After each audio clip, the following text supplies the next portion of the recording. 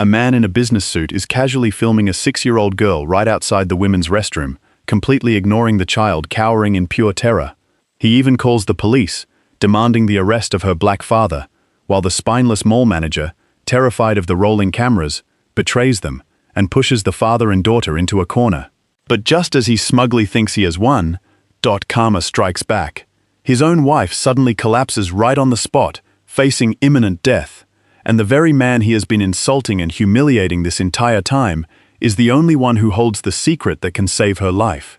What is the hidden truth? Watch now. The first thing people noticed was not the child. It should have been. She was 6 years old, small enough that the polished stone floor of Westbridge Galleria seemed too wide beneath her sneakers. One hand pressed against her stomach. The other gripped the cuff of her father's faded black courier jacket with the private desperation of a child trying not to become a problem in public. Her name was Zoe Hayes, but the mall did not know that yet. The mall saw her father first. A black man kneeling near the entrance of the women's restroom, one shoulder turned slightly toward the door, his body angled not to enter but to shield. His jacket was creased from work. His shoes were old at the edges. His voice, when he spoke to the little girl, stayed low enough that the nearest adults had to lean in to hear it. "I'm right here," he said. 2 words. Not loud, not defensive. That did not matter. By the time the first phone came up, the story had already started writing itself in other people's faces. The man holding the phone wore a navy blazer, pressed slacks, and a silver company badge clipped to his lapel. His hair was combed with the kind of care that suggested he believed appearance was a branch of morality. He stood several feet from the restroom entrance, but his arm was extended farther, the phone angled past Malcolm Hayes, and close enough to catch part of the child's face. "Sir," the man said, with a sharp politeness that made the word feel less like respect than a warning. "You need to explain what you're doing." Malcolm looked up slowly. He did not stand at first. He checked Zoe before he checked the man. Her knees were pressed together. Her breath was too shallow. Her right hand had moved from her stomach to the cuff of her sleeve, pulling it down hard over the small yellow bracelet underneath. Only then did Malcolm look at the phone. "Are you recording my daughter?" The question was quiet. That was why people heard it. A woman walking out of the restroom slowed with her shopping bag still hooked over her wrist. A teenager near the vending machines stopped chewing. At the information desk, a young mall employee lifted her head, saw the phone, saw the child, and forgot whatever sentence she had been typing. The man in the blazer gave a tight little smile. "I'm documenting a situation. My daughter is 6. Then maybe you should have thought of that before bringing her to the women's restroom." Zoe's fingers tightened around Malcolm's sleeve. Malcolm stood carefully, not quickly. He knew what quick movement could become in someone else's mouth.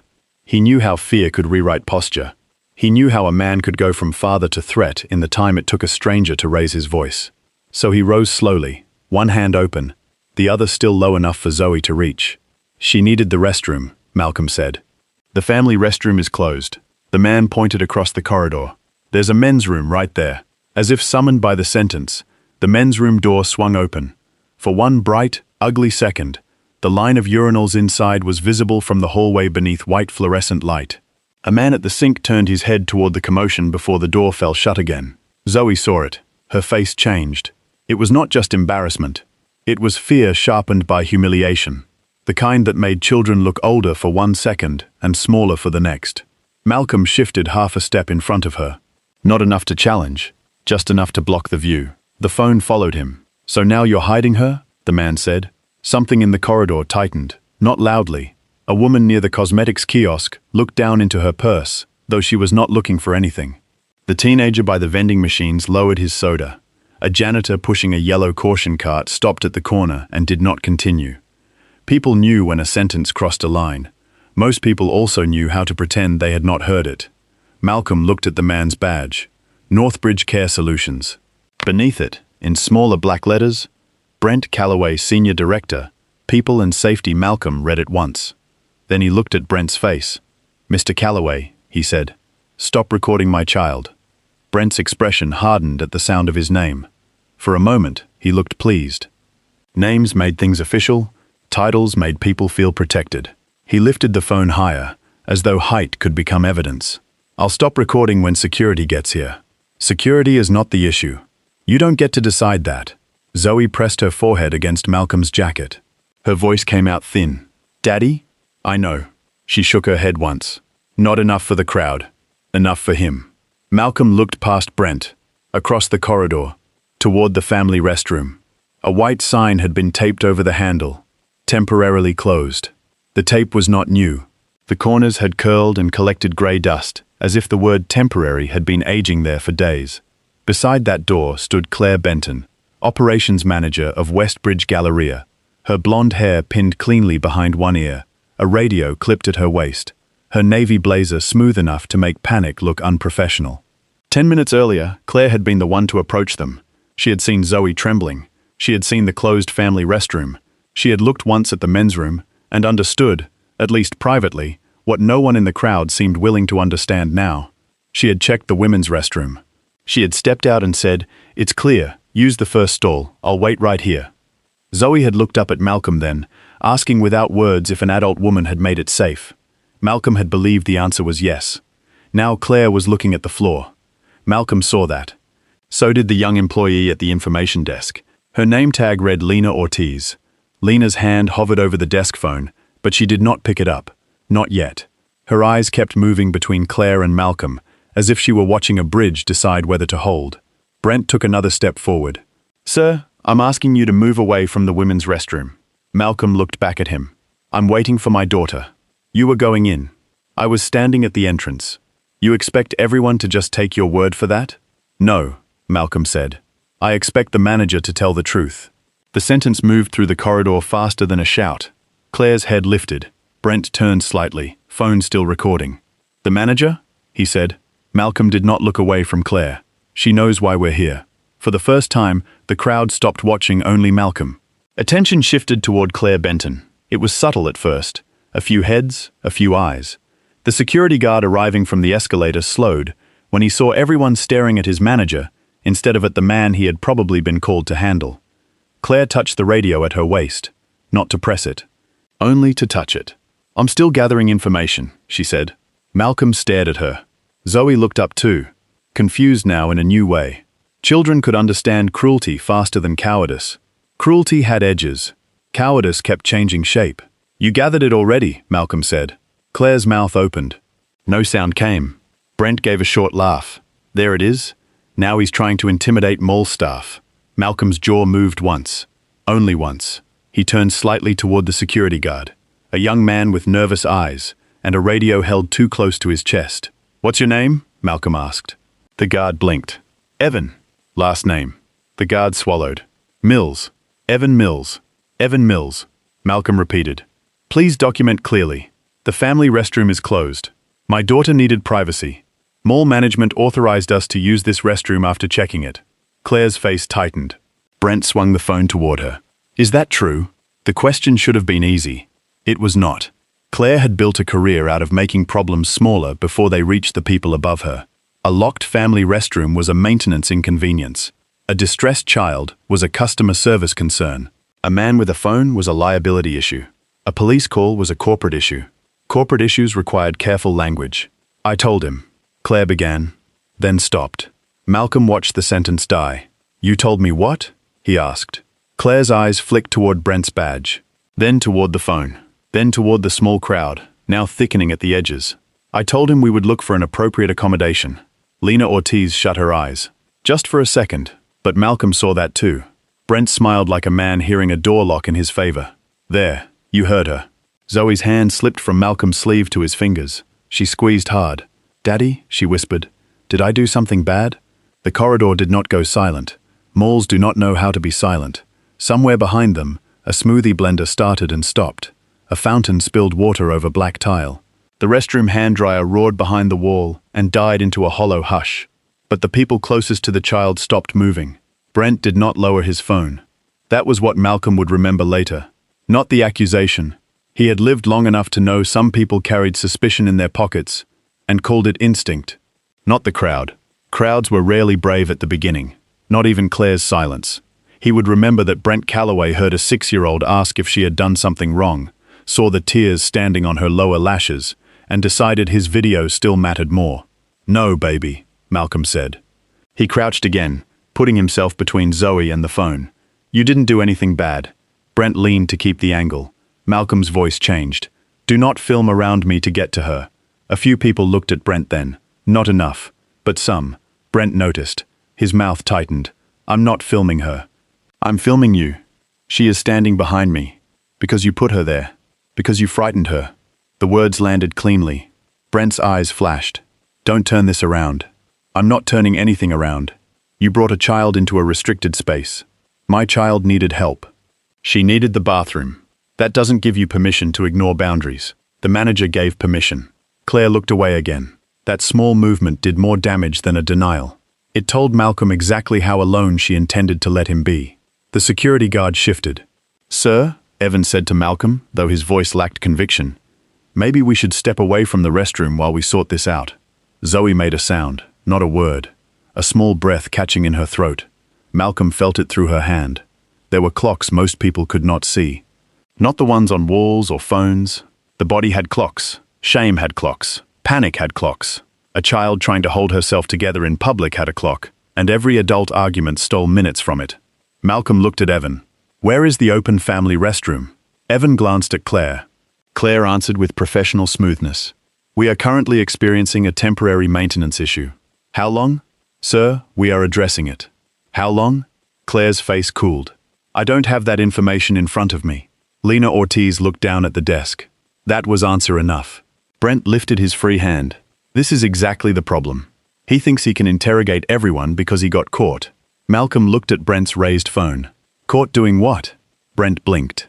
The question was too direct. What? What exactly did your video catch me doing? Brent's grip tightened. You were at the women's restroom? With my daughter. You were going inside. Was I? You were close enough. Close enough to what? Brent's face reddened. The crowd heard the gap. It was small, but truth often entered through small gaps. Brent filled it with volume. I'm calling the police. Zoe flinched. Malcolm's hand closed gently around hers. Claire finally stepped forward. Only one step. Mr. Calloway, she said. That may not be necessary. Brent turned on her. A grown man is trying to enter the women's restroom with a little girl, and you think police aren't necessary? Claire stopped. The sentence had done what Brent wanted it to do. It made caution sound like complicity. It made mercy sound suspicious. It put Claire's career, reputation, and judgment under the same camera he had aimed at Malcolm. Claire's shoulders changed. Not much. Enough. We need to follow procedure, she said. Malcolm looked at her. Procedure started when you told us where to go. Claire's lips pressed together. Brent was already tapping his phone. Good, he said. Let's get this on record. Do that, Malcolm said. Brent paused, surprised. Malcolm stood again, slowly, keeping Zoe behind him. Call them. Put it on record. Say there is a 6-year-old child in distress. Say the family restroom is closed. Say the mall manager gave permission and is now refusing to confirm it. Claire's face went pale beneath her makeup. Brent gave a humorless laugh. You don't get to script my call. No, Malcolm said. But I get to ask that you tell the truth. The word truth made the corridor feel smaller. Brent pressed the call button anyway. The phone rang on speaker. Once. Twice. Zoe's breathing changed with each ring. Malcolm crouched beside her again. Look at me, he said. She did. Barely. I'm here. I want to go home. I know. I can wait. He went still. The phrase was small, harmless to anyone else. To Malcolm, it opened a door somewhere far behind his ribs. I can wait. He had heard those words before. Not in this mall. Not from Zoe. Not in a child's shaking voice under bright commercial lights. Another voice, another hand. Another room where people had believed waiting was safer than listening. He closed that door before it opened all the way. Not here. Not now. Zoe needed him in the present. No, he said gently. You don't have to wait because adults are uncomfortable. The dispatcher answered. 911. What's your emergency? Brent lifted the phone. Yes. I'm at Westbridge Galleria, 2nd floor, near the women's restroom. There's a man here who... Tell them there's a child in distress, Malcolm said. Brent stopped. The dispatcher's voice crackled. Sir? Malcolm did not touch the phone. He spoke clearly enough for it to carry. There is a minor child in distress. The family restroom is closed. Mall management authorized restroom access. A customer is recording her and escalating the situation. Brent pulled the phone closer to himself. That is not what's happening. Then say what is happening, Malcolm said. Brent stared at him. For a moment, he had no clean sentence. The crowd saw it. The dispatcher spoke again. Sir, are you requesting police, medical, or both? Police, Brent said quickly. Police. This man is refusing to leave the area of the women's restroom. The word medical hung there, ignored. Malcolm heard it. So did Claire. So did Lena. Zoe bent slightly at the waist. Malcolm's hand moved to her shoulder. Not gripping. Grounding. He looked at Claire. Open the family restroom. Claire's composure cracked at the edge. It is not available. Then make available the accommodation you already authorized. Brent made a sharp sound. Listen to him. He thinks he runs the place. No, Malcolm said. I think my daughter should not have to suffer because you need an audience. That one landed. A woman near the cosmetics kiosk finally spoke. He shouldn't be filming the little girl. Brent turned toward her. I'm not filming the child. She's in the frame. Another woman, older, holding a department store bag against her chest, added, She is crying. Brent's face hardened. That's because this is a disturbing situation. No, Malcolm said. She is crying because you are disturbing her. The dispatcher asked Brent to remain on the line. Brent began repeating the location, but his voice had lost some of its certainty. The crowd was no longer fully his. It had not become Malcolm's. Crowds did not switch that quickly. But doubt had entered. Doubt was enough to irritate Brent. He pointed toward the men's room again. He could have taken her there. The older woman looked at the men's room door. It opened again. Another man walked out, adjusting his belt with one hand. The older woman's expression changed. Slowly. Malcolm did not say anything. He did not need to. Zoe saw the door too and pressed herself against his side. Claire saw that. For a second, real shame moved across her face. Then Brent turned the phone slightly toward her. The shame disappeared behind training. Officer arrival would take minutes. For Zoe, minutes were not small. Malcolm looked at Evan. Is there another family restroom on this floor? Evan looked to Claire. Claire said nothing. Lena spoke before she could stop herself. North wing, she said. Everyone turned.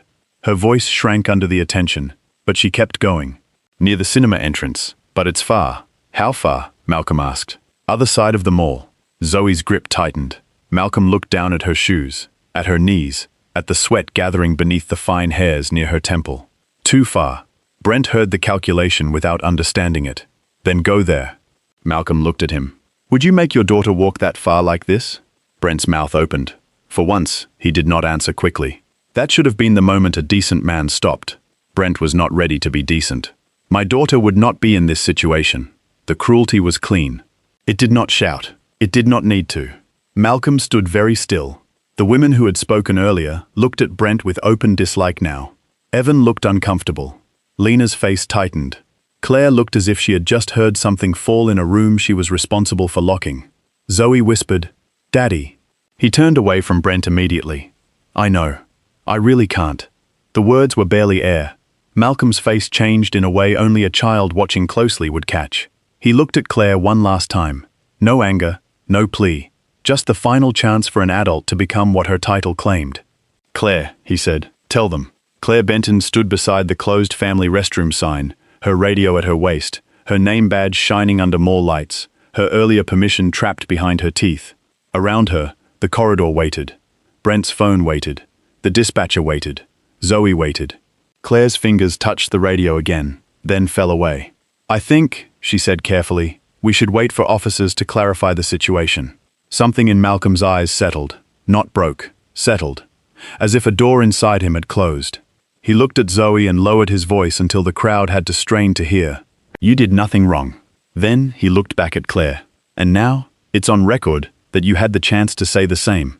The dispatcher's voice crackled through Brent's phone. Officers are en route. Brent smiled again. But it was smaller now. Because the crowd had heard too much. Because Claire had said too little. Because the child was still crying. And because Malcolm Hayes, the man everyone had been invited to fear, had not raised his voice once. That morning, before anyone at Westbridge Galleria decided what kind of man Malcolm Hayes was, he was standing in his kitchen at 6:12 a.m. trying to open a jar of peanut butter without waking his daughter. The apartment was small enough that careful sounds mattered. Cabinet hinges, the refrigerator seal, the spoon against the side of a mug, a lunchbox zipper pulled too quickly. All of it could travel down the narrow hallway and slip under Zoe's door, where sleep was still doing what medicine and routine could not always do, keeping her still, keeping her soft, keeping the world away for one more hour. Malcolm held the jar under one arm and twisted the lid with a dish towel. It gave with a dull pop. He paused, listening. Nothing from the bedroom. Good. He set 2 slices of bread on a paper towel because the clean plates were still in the drying rack from last night, or this morning. Time had become less exact since he started driving medical specimens across the city while other people slept. Blood tubes, biopsy slides, pharmacy transfers, sealed bags with barcodes and warnings printed in red. Everything had a label. Everything had a chain of custody. Everything had to arrive intact. People were less careful with children. He spread peanut butter thinly because Zoe said too much made the sandwich stick to the roof of her mouth. Then he cut the crusts off only the top edge because she had decided last month that one side with crust made the sandwich look like a house. There were easier things to forget. Malcolm did not forget them. On the table beside the lunchbox sat 3 envelopes, all opened, all folded back into themselves like they were trying to become smaller. Electric, clinic, rent. He had arranged them in order of urgency 2 nights ago, then rearranged them after a courier shift got cancelled, then rearranged them again after Zoe's prescription refill cost more than the pharmacy app had promised. The numbers had not changed. Only his hope had. His phone buzzed near the sink. He looked at the screen. Overnight route complete. Next available dispatch pending. Pending meant maybe. Maybe meant no. He turned the phone face down. The kettle clicked off. Steam rose against the dark window above the sink, briefly turning his reflection into a blurred man he did not have to recognize. Behind him, from the hallway, came the smallest sound, a door opening, then bare feet on old floorboards. Malcolm did not turn right away. He gave her the dignity of arriving without being caught. "Morning, Zoe. You said you weren't going to make peanut butter." "I said I wasn't going to make peanut butter if you asked for cereal." "I didn't ask yet. You were going to." Zoe Hayes stood at the end of the hallway in purple pajama pants and a yellow sweatshirt that had once been bright but had softened through too many washes. Her hair was flattened on one side. One sock was missing. Her left hand was already wrapped around her right wrist, pulling her sleeve down over the yellow bracelet she wore there. Malcolm saw it. He always saw it. He did not look too long. Cereal or house sandwich? She considered this with the grave concentration of a judge. House sandwich. Good ruling? She climbed into the chair with one knee first, then the other, careful not to bump the corner of the table where the envelopes sat. Her eyes moved across them anyway. Children noticed paper adults tried to ignore. Is that bad mail? Malcolm slid the envelopes under a grocery flyer. No, just boring mail. Boring means bad. Not always. You say boring when you don't want me to worry. Malcolm stopped with the lunchbox open. Zoe looked at him from under her messy hair, not accusing, just awake in the way children became awake when adults forgot they were not invisible. He closed the lunchbox slowly. "Sometimes," he said. She nodded as if that confirmed a theory. "Are we still going to the mall? If you still want to. You promised we could see the big fish." "It's not a big fish. It's a fountain sculpture. It has fins. It has leaves. It has water. That doesn't make it a fish. It lives in water. It is made of bronze." Zoe frowned at him. "You always bring facts to fun things." Malcolm leaned back against the counter. "That is a serious accusation. It's true." He looked at her sweatshirt sleeve again. She had pulled it so far down that only the tips of her fingers showed. The bracelet was not large. Thin yellow plastic, soft at the edges from wear, printed with small black letters, and a code Zoe hated. Nothing dramatic. Nothing anyone would notice, unless she moved wrong, or someone looked too closely. To Malcolm, it weighed more than jewelry. It weighed more than the bills. It was not just a medical marker. It was the thing that made his daughter feel like her body had paperwork attached to it. "Do you want your blue jacket today?" he asked. "The sleeves are longer?" "I know." She looked down. "I don't want people asking." "They won't. They do sometimes." "Not today. You can't know." He could not. That was the problem with promises to children. The ones they needed most were often the ones adults had no power to guarantee. Malcolm crossed the kitchen and sat across from her. "I can't control what people ask," he said, "but you don't have to answer, and you don't have to show anyone anything you don't want to show." "What if they say I have to? Then they talk to me." Zoe picked at the top crust of the sandwich house. "What if they ask you?" Malcolm smiled a little. "I'm very boring." She did not smile back. "Daddy." He heard the warning in her voice. Not fear yet. Something underneath it. He softened. "Then I tell them what they need to know. Not everything they want to know." She absorbed that. Children liked rules when rules protected them. "What if I need help?" "Then I help." What if there's no family bathroom? The question came too fast. It had been waiting. Malcolm looked toward the sink, toward the steam fading from the window, toward his own reflection becoming visible again. There had been places with no family restroom, places with broken locks, places where the only changing table was in the women's room, as if fathers did not change diapers, as if grandfathers did not raise children, as if uncles did not become guardians, as if the world had not been making families in complicated shapes since the beginning of time. He had learned the geography of bathrooms the way other fathers learned playgrounds. Which stores had single-user restrooms? Which gas stations gave him a key without a look? Which clinics had staff who understood? Which restaurants made him ask twice? Which malls printed family-friendly on banners and then treated family needs like design flaws? "We figure it out," he said. "That's not a plan. You sound like your mother." Zoe looked up. The room changed when Elise entered it, even as a name. Not because they avoided talking about her. Malcolm had tried not to turn grief into a forbidden room, but some names carried weather with them. Elise Hayes still did. Warmth first, then the ache after. Zoe pressed her thumb into the bread. "Mum liked plans? Your mum loved plans.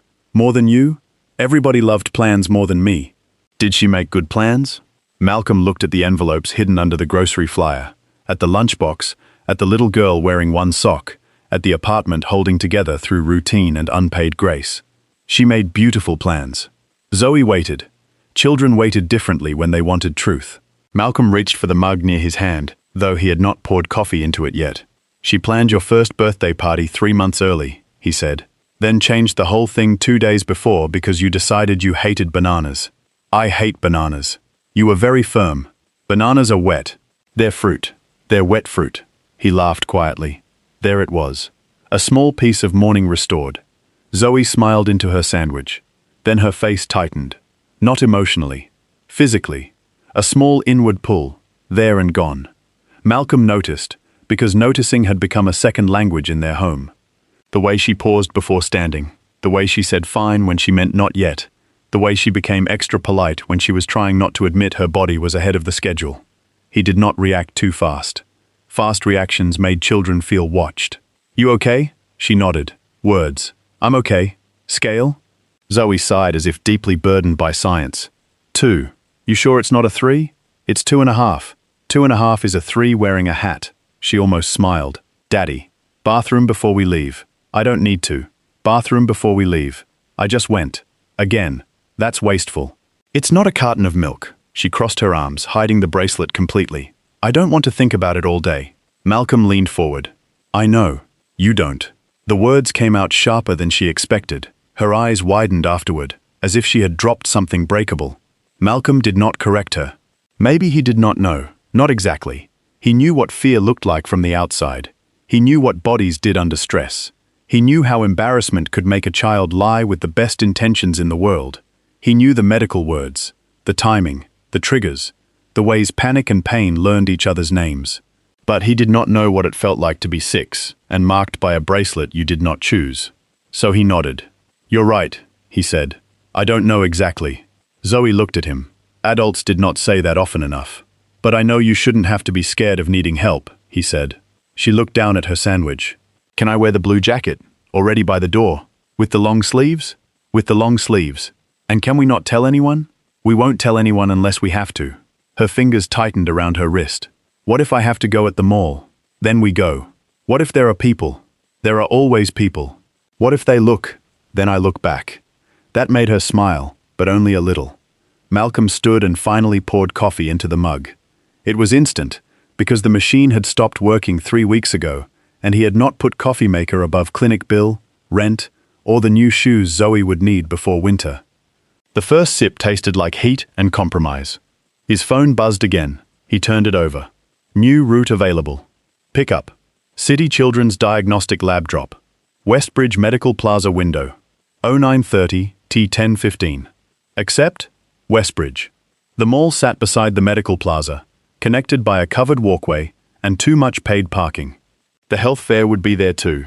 Zoe had seen the flyer at school and asked about the fountain with the big fish. Malcolm had said maybe.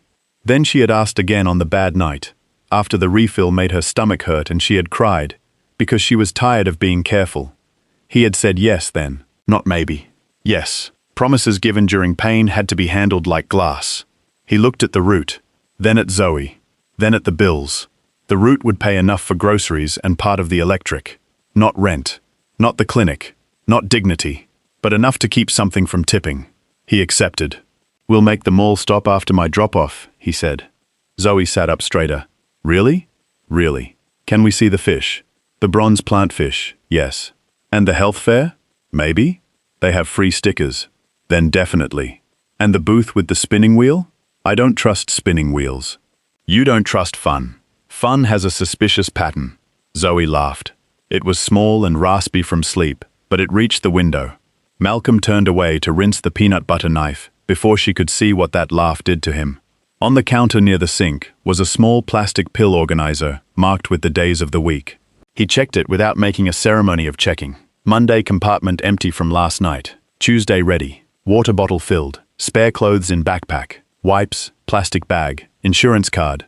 Care note folded into the inner pocket he hoped no stranger would ever ask to see. Zoe watched him anyway. You're doing the list. I like lists. You said Mum liked lists. I learned under pressure. Because I'm pressure? You are a tiny executive. She considered that. Do executives get stickers? Too many. Then yes. Malcolm zipped the backpack. The zipper caught halfway because the fabric near the corner had started to fray. He worked it loose carefully, refusing to let frustration enter his hands. Children learned from hands before they learned from speeches. He had known fathers who spoke gently and slammed drawers. Kids heard the drawers. Zoe slipped off the chair and padded toward the hallway. Bathroom, he called. I know. Words. I'm going. The bathroom door clicked shut. Malcolm stood alone in the kitchen. For a moment, the apartment became too quiet.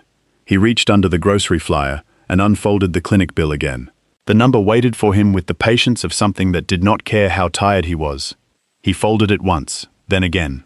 Then he put it in the drawer with the others.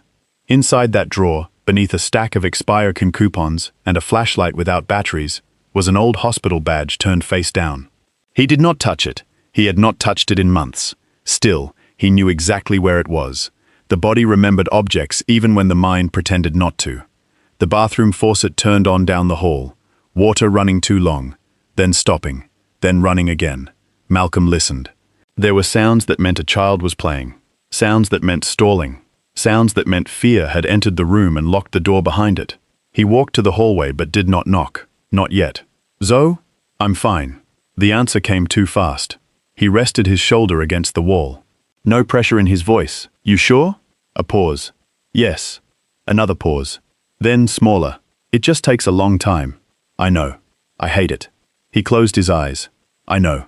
You said I don't have to be scared. That's right. But what if I am? The hallway held the question. Malcolm looked at the closed bathroom door, at the chipped paint around the knob, at the place near the frame where Zoe had once taped a drawing of 3 stick figures and 1 large yellow sun. The tape had left a pale square when it came down. Then you can be scared, he said, and I'll still be outside. The water started again. This time, when it stopped, the toilet flushed. A minute later, Zoe opened the door with her face carefully arranged into normal. Children should not have to arrange their faces. Malcolm pretended not to notice how hard she had worked at it. Blue jacket, he said. She nodded and walked past him. At the door, she sat on the floor to put on her shoes. The left one went on smoothly. The right one fought her. She pushed her heel, frowned, pushed again. Malcolm crouched, but he did not take over. Tongues folded. I know. She fixed it herself. He waited. This was another kind of care, the harder kind. Helping without stealing the victory. Watching without making the watched person feel weak. When both shoes were on, Zoe stood and lifted her arms for the jacket. He helped her into it. The blue sleeves covered the bracelet entirely. She looked relieved. Then ashamed of the relief. Malcolm zipped the jacket halfway. Comfort is allowed, he said. She looked at him. What? Nothing. You said it like a rule. It is a rule. House rule? Hayes rule. Can I make one? Depends. No sad music before breakfast. He smiled. Accepted. And no saying bronze plant fish. It's just fish. Under protest. Accepted. She reached for her backpack, but Malcolm took it first. I can carry it. I know. I'm not a baby. I know. She stared. He handed it to her. The backpack was nearly too big for her shoulders, but she lifted her chin after the strap settled. The bracelet stayed hidden. The blue sleeves did their job. Malcolm locked the apartment door behind them. The hallway outside smelled faintly of fried onions from another unit and floor cleaner from yesterday's maintenance. Mrs. Alvarez from 2B opened her door just as they passed, wearing pink slippers and holding a laundry basket against one hip. "Good morning, mija," she said to Zoe. Zoe smiled. "Morning." Mrs. Alvarez looked at Malcolm. "You worked all night?" "Only half the city. You look terrible." "Good morning to you too." She snorted and shifted the basket. "You eat?" "Yes." Zoe looked up at him. Mrs. Alvarez saw the look. "That means no," she said. Malcolm sighed. "I had coffee."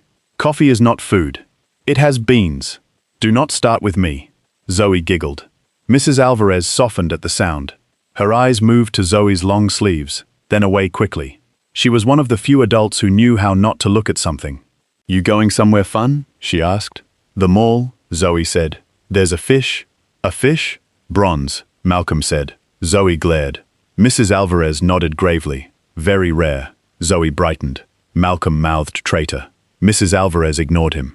At the stairwell, she called after them. "And Malcolm?" He turned. "You ask if you need help." The sentence was simple. It still made his back tighten. "I'm good." Mrs. Alvarez looked at him over the laundry basket. "That is not what I said." Zoe watched both adults. Malcolm knew this was how pride became inheritance. Not through lectures. Through children watching you refuse every offered hand until they learned needing help was something to hide. He adjusted the backpack strap on Zoe's shoulder. "I'll ask," he said. Mrs. Alvarez did not believe him, but she accepted the effort. Outside, the morning had warmed too quickly. The parking lot behind the building shimmered above cracked asphalt. Malcolm's car sat between a dented pickup and an empty space, its silver paint dulled by sun and age. The rear passenger door handle stuck unless lifted at the right angle. Zoe knew the angle. She reached for it before he could help. "Got it," she said. "I see." The door opened on the second try. She looked proud enough that he did not mention the first. Inside, the car smelled faintly of disinfectant wipes, old coffee, and the strawberry air freshener Zoe had chosen because she said the tree-shaped ones looked lonely. A soft blanket lay folded on the back seat beside a small emergency bag. Not dramatic, not marked, just a father's collection of things learned the hard way. Wipes, water, spare clothes, crackers, thermometer, charger, small notebook, copies of documents, 2 hair ties, 1 plastic dinosaur from a clinic treasure box. Zoe buckled herself in. Malcolm checked the belt with 2 fingers. She tolerated it. Barely. "Music?" he asked. "No sad music before breakfast. You already ate. Before lunch then." That is an aggressive expansion of the rule. "I'm executive." He started the car. It hesitated, coughed once, then turned over. Zoe looked at the dashboard. "Is the car sick?" "Just dramatic." "Like me?" He met her eyes in the rearview mirror. "You are not dramatic." She made a face. "Sometimes. You are allowed to have feelings. What if they're big?" "Then they're big. What if people stare?" He backed out slowly. "Then they have bad manners." She looked out the window. The apartment building slid past her reflection. "Daddy!" "Yeah. If I need to go at the mall, can we not make it a thing?" He kept both hands on the wheel. He wanted to say yes. He wanted to make the world small and safe enough that his answer could be true. "We'll keep it quiet," he said. "Promise?" There it was, the glass in his hand again. "I promise I'll protect your privacy." She thought about the wording. "You didn't say it won't be a thing." "No. Because you don't know?" "Because I don't know." She nodded slowly. Then she said the sentence that had already hurt him once that morning. "I can wait if it's weird." The light ahead turned red. Malcolm stopped the car harder than he meant to. Not enough to scare her. Enough that the seatbelt caught against his shoulder. In the rearview mirror, Zoe looked at him. "What?" He breathed once. Then again. The intersection filled with ordinary motion. A bus exhaling at the curb. A cyclist leaning into the crosswalk. A woman in scrubs eating toast from a napkin while waiting for the walk signal. The world continued because it had not heard what he had heard. Malcolm had. "I can wait." Elise had said it in the kitchen once, one hand on the counter, smiling, because she did not want to ruin Zoe's bath time. She had said it in the car too, quieter. Then at the desk where the receptionist asked for insurance. Then in a room with a curtain that did not close all the way. "I can wait." He had let the sentence stand too long because it sounded brave. He knew better now. Bravery was not always strength. Sometimes it was a vulnerable person trying not to become inconvenient. The light changed. A horn tapped behind him. Malcolm drove. "Zoe," he said. She straightened at the use of her full name. "If your body says now, we listen now. Not when it's convenient, not when nobody's looking, not when adults are ready, now." She was quiet. "Okay? Okay. You are not an inconvenience. I know. Say it." She sighed. "I'm not an inconvenience. Again, but less like you're reading a parking sign. Daddy." Again. "I am not an inconvenience." "Good." She leaned her head against the window. After a while, she said, "Was Mummy an inconvenience?" The question entered the car and changed the air. Malcolm kept his eyes forward. "No." But she waited. A truck passed in the next lane, its shadow moving over them and gone. Malcolm did not answer quickly. The wrong answer would protect him. The right one might hurt her. She didn't want people to worry, he said. Zoe turned the bracelet under her sleeve. "Like me?" He looked at her in the mirror. "A little? Did you get mad? At her?" "No. At people." He thought of white coats, clipboards, the soft authority of people who said probably and unlikely, and let's observe a little longer. He thought of his own silence, dressed up as trust. He thought of all the ways a person could know enough to be afraid and still not be believed. "Yes," he said. Zoe watched him. "Are you still mad?"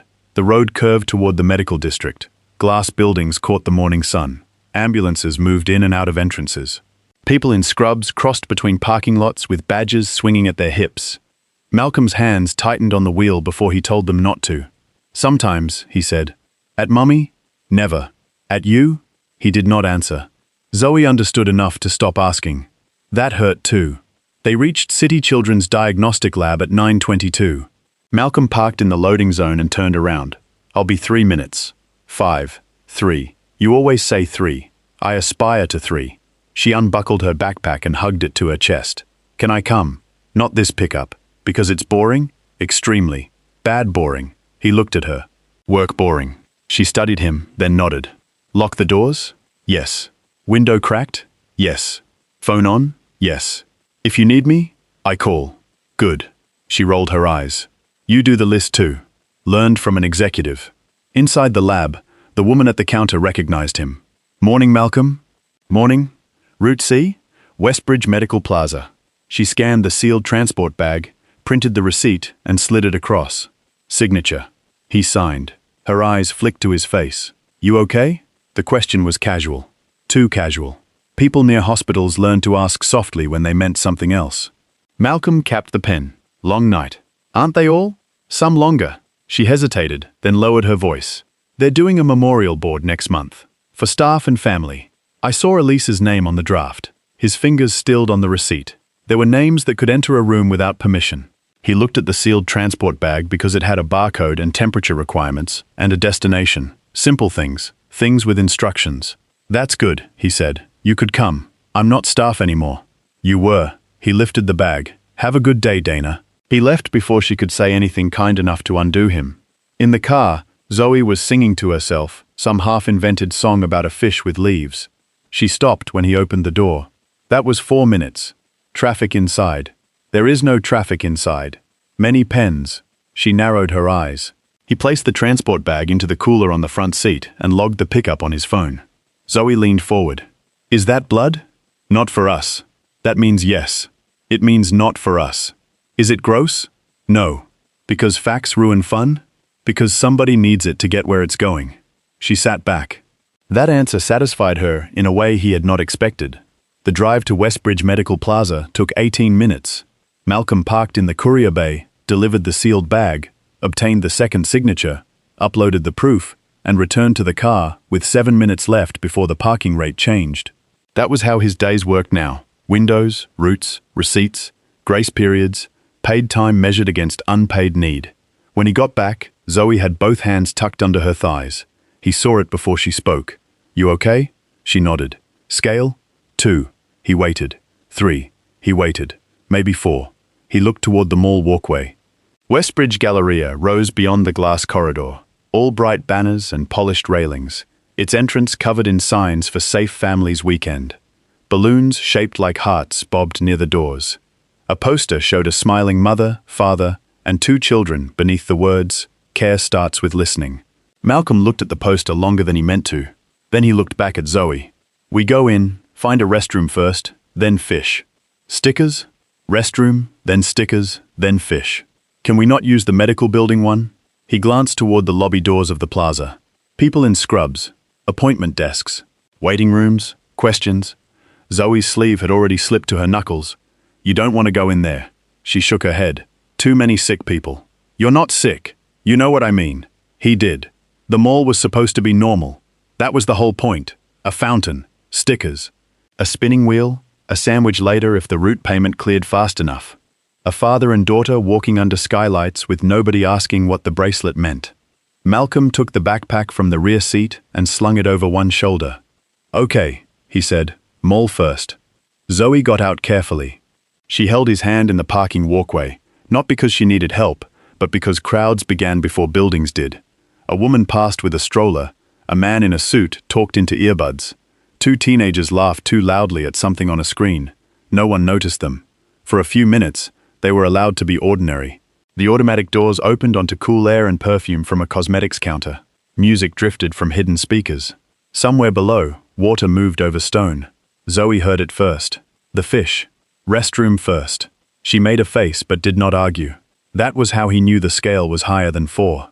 They followed the signs toward the central restrooms. Along the way, booths for the health fair lined the corridor.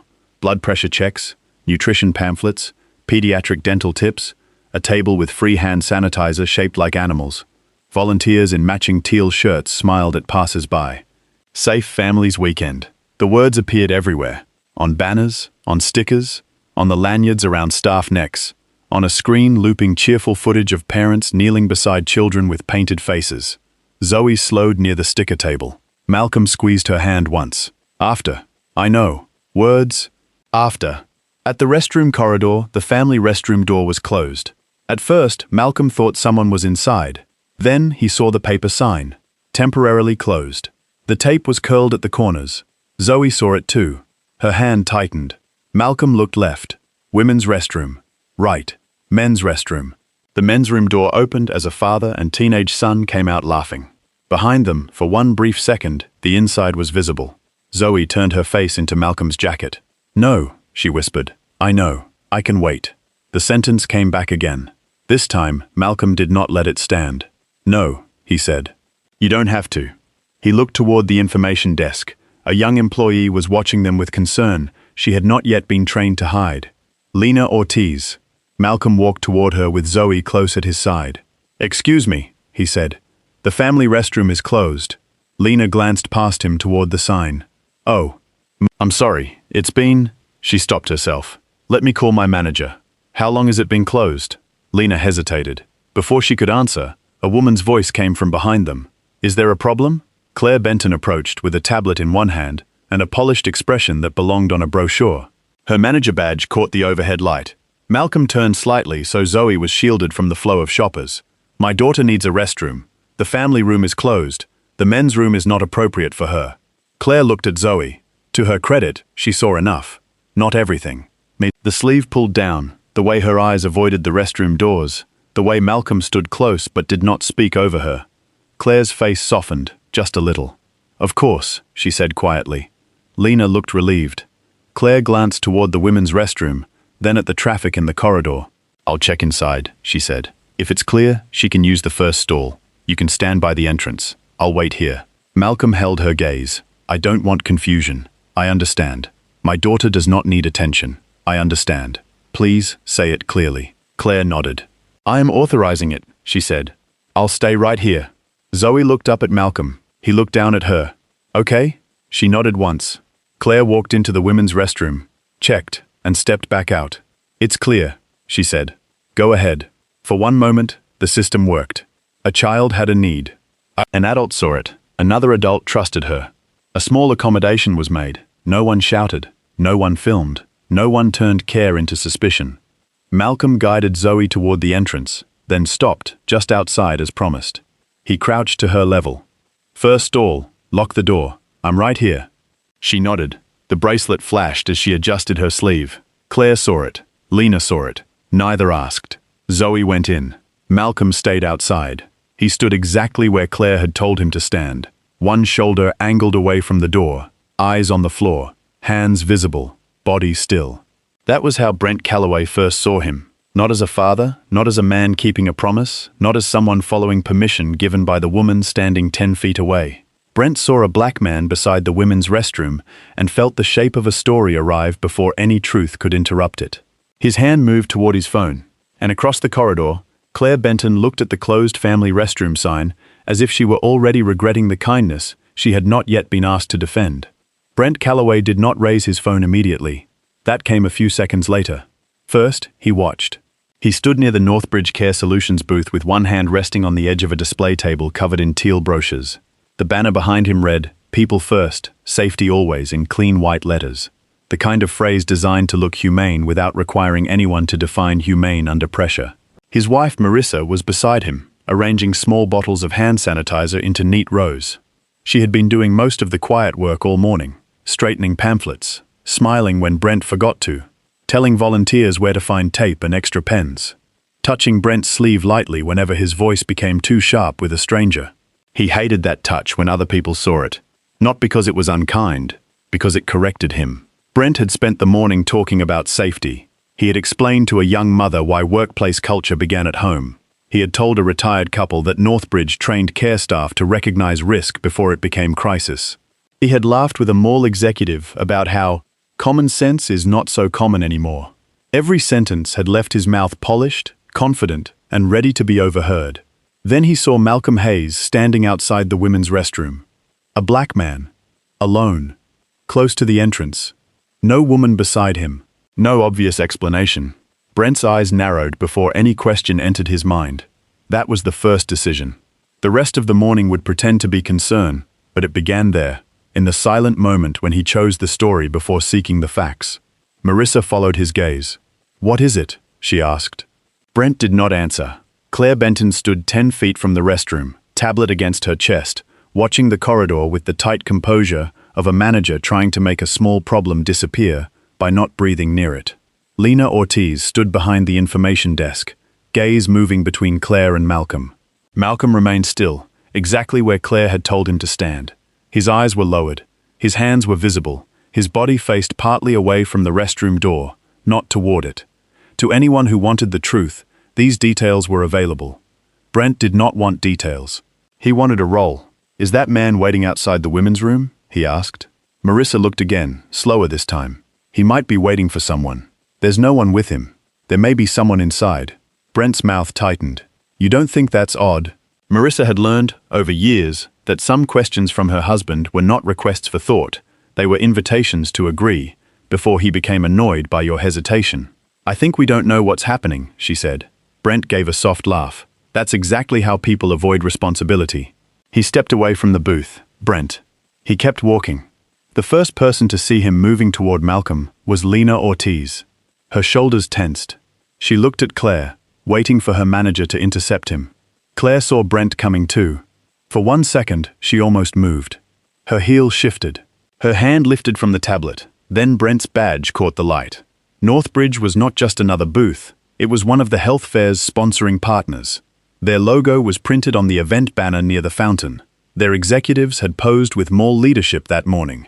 Brent had already shaken hands with 2 regional administrators and 1 corporate leasing director.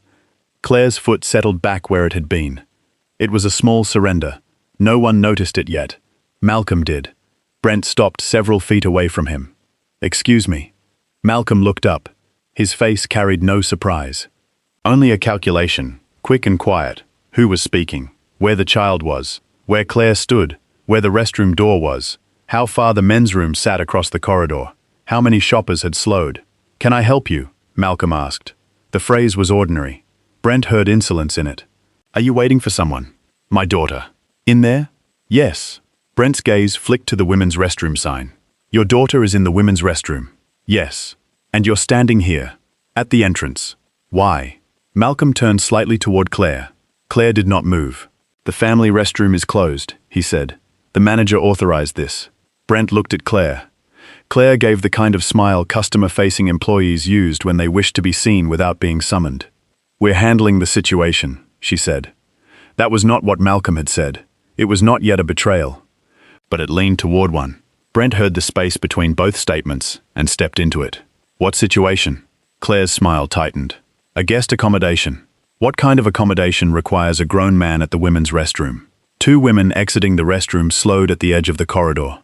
One glanced at Malcolm, then at Brent, then at Claire, trying to decide whose discomfort deserved more respect. Malcolm noticed them. He took half a step back from the doorway. Brent noticed the movement and mistook it for guilt. "Sir," he said, louder now, "I think you need to move away from this area." Malcolm's eyes changed, not anger, a quiet closing. "My daughter is inside. And I'm not leaving her." The women who had just exited looked at each other. One of them, tall, middle-aged, holding a boutique bag, said carefully, "Was there a problem?" Brent turned enough to include her. "That's what I'm trying to find out." Malcolm did not follow Brent's gaze. He kept his attention on the restroom door. Inside, a hand dryer roared, then stopped. Zoe had always hated the sound. It was too sudden, too mechanical, too much like a warning siren trapped in a wall. Malcolm knew the exact second she would freeze after hearing it. Count 3, maybe 4. Then she would remember he was outside. He shifted closer to the wall, where his voice could reach without carrying too far. "Zoe," he called softly, "I'm still here." Brent's eyebrows lifted. "You're calling into the women's restroom now?" Malcolm turned back to him. "My child is 6. You keep saying that like it explains everything. It explains enough." "No," Brent said. "It doesn't." That was when the first phone came up. A teenager's, not Brent's. Just for a second. He raised it, saw the intensity in Malcolm's face, saw Brent's badge, saw Claire standing frozen, and lowered it again as if the responsibility of recording had become too heavy. Brent noticed the teenager lowering his phone. Then he reached for his own. Marissa arrived just as his hand closed around it. "Brent," she said, low, "don't." He did not look at her. If nothing is wrong, nobody should mind documentation. Malcolm looked at the phone. "Do not record my daughter. She's not here. She's coming out." As if summoned by the fear in his voice, the restroom door opened. Zoe stepped out. She had washed her hands. Water darkened the cuffs of her blue jacket.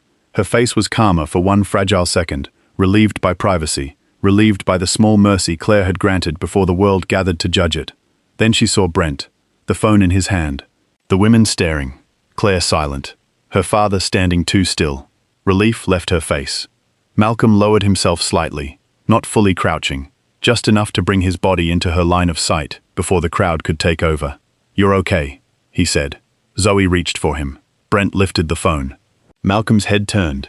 The movement was so controlled it made the warning sharper. "Do not." Brent smiled thinly. "I'm documenting the situation.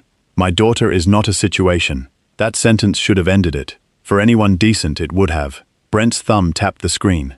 A small red dot appeared. "Recording?" Marissa saw it and looked away, ashamed before she was willing to be brave. Claire saw it and took one step forward. "Mr. Calloway," she began. He turned the phone slightly toward her. "Yes, please. Explain why this man was allowed at the women's restroom." The step died. Claire's professional instincts rearranged her face in real time. Her first priority became not the child, not the truth, but the frame Brent had created. The video, the sponsor badge, the words aloud, and women's restroom placed next to her name in the wrong order. Lena watched it happen from the desk. She would remember that later. How betrayal was not always a dramatic choice. Sometimes it was only a person deciding which sentence carried less risk for them. Claire said, "We were attempting to identify the most appropriate accommodation." Malcolm looked at her. Zoe looked at her too. The child did not understand the sentence, but she understood what disappeared inside it. Permission. Safety. The adult who had said yes. Brent turned the phone back toward Malcolm. "That's not authorization." "It was," Malcolm said. "Then why won't she say that?" The question landed exactly where Brent wanted it to. Claire's silence became his witness. Malcolm's answer would only sound defensive now. He knew that. Brent knew it too, in the instinctive way bullies understand stage lighting. A small crowd began gathering at the edges. Not enough to block the corridor. Enough to make leaving feel like surrender and staying feel like trial. Two women stood near the restroom sign. A young father pushing a stroller stopped farther back, uncertain whether he should keep moving. A mall custodian paused beside a trash bin. A teenage girl whispered, "What happened?" No one answered her clearly. That was how suspicion grew. Not through facts, through gaps. Brent filled the gap. This man took a little girl into the women's restroom. Zoe's hand tightened around Malcolm's. Malcolm's voice stayed level. "I did not take her into the restroom. She used the restroom. I waited outside. You were at the entrance. Correct. You see how that looks? No, Malcolm said. For the first time, Brent blinked. Malcolm continued. I see my daughter. The corridor absorbed that. Some sentences did not persuade. They only revealed the poverty of the sentence before them. Brent's mouth flattened. Don't make this emotional. She is 6. This is about safety. She is 6. And there are women in this mall who have a right to feel safe. Malcolm looked at the phone again. My daughter has that right too. Marissa touched Brent's sleeve. Please, she said quietly. Let mall security handle it. He shook her off without looking cruel enough for strangers to condemn. It was a practiced motion, small enough to deny later. I am handling it because people keep excusing things until something happens. Malcolm studied him then. Not the blazer, not the badge. The man underneath the public words. Brent enjoyed certain kinds of fear because they made him feel morally useful. He knew how to speak in categories that sounded protected. Women, children, safety, boundaries. But he was looking at Zoe less than he was looking at his own phone screen. That told Malcolm everything. Stop recording, Malcolm said. No. Then keep me in the frame, not her. She's part of what happened. She is not evidence. The older woman with the boutique bag looked at Brent sharply. The young father behind the stroller lowered his eyes to his own child. Claire's fingers tightened around her tablet. Lena took one step out from behind the information desk. Ms. Benton, she said. Claire turned toward her so fast that Lena stopped. What is it? The question carried warning under professionalism. Lena's eyes flicked to Malcolm, then to Zoe, then to Brent's phone. I can call security, she said. Do that, Claire replied. It was the safest instruction available. Not tell the truth, not confirm permission. Call security. Lena picked up the desk phone with a hand that was not steady. Malcolm heard every word she said because she was too nervous to lower her voice. Security to central restroom corridor. Guest dispute. Child present. Guest dispute. He almost laughed. Not because it was funny, because language had already begun its work. Guest dispute sounded so clean, so balanced, so empty of the small girl pressing her wet cuffs into her father's palm while a grown man made her private fear public. Zoe pulled at her sleeve. The yellow bracelet flashed. Brent's camera caught it. His eyes went to the bracelet. What is that? Zoe jerked her arm behind Malcolm. The movement was instant. Animal. Malcolm stepped forward 1/2 step. Do not ask her questions. Brent's eyebrows rose. Why? What are you hiding? Marissa's face changed. Brent. What? It's a reasonable question. It's a child. It's a child in a situation he created. Malcolm's voice lowered. You do not know what you are talking about. Then explain it. No. The refusal struck the crowd harder than an explanation would have. No. Not defensive, not apologetic, not negotiable. Brent seized on it. You hear that? He refuses to explain why he's here. He refuses to explain the bracelet. He refuses to answer basic questions. Malcolm turned slightly, putting more of his body between Zoe and the phone. I will explain what is necessary to security or police. I will not explain my daughter's body to a hallway. The older woman with the boutique bag whispered, Good. It was not loud, but Brent heard it. His face tightened again. A man who built power from public agreement could feel disagreement as a physical insult. The young security guard arrived then, walking too quickly and trying not to look like he was walking too quickly. Evan Mills, early 20s, fresh uniform. Radio held against his chest. His eyes went first to Claire because hierarchy was easier than judgment. Ms. Benton? Claire stepped toward him with visible relief. Evan, we have a guest concern near the restroom. Brent interrupted. No, you have a man who entered a restricted area with a child. I did not enter, Malcolm said. Evan looked at him, then at Zoe, then at the women's restroom door, then at Brent's phone. What happened? Evan asked. Brent answered before anyone else could. I saw him standing at the women's restroom while a little girl was inside. He claims management allowed it. Management does not appear to confirm that. I'm recording because I want this handled properly. It sounded almost reasonable when he compressed it that way. Malcolm felt Zoe look up at him, waiting for him to fix the sentence. He could have. He could have opened the backpack, shown the care note, said the words printed in sterile language across clinic forms. He could have named medication, condition, urgency. He could have turned his daughter's privacy into a weapon sharp enough to cut through Brent's performance. He did not. He looked at Evan. The family restroom is closed.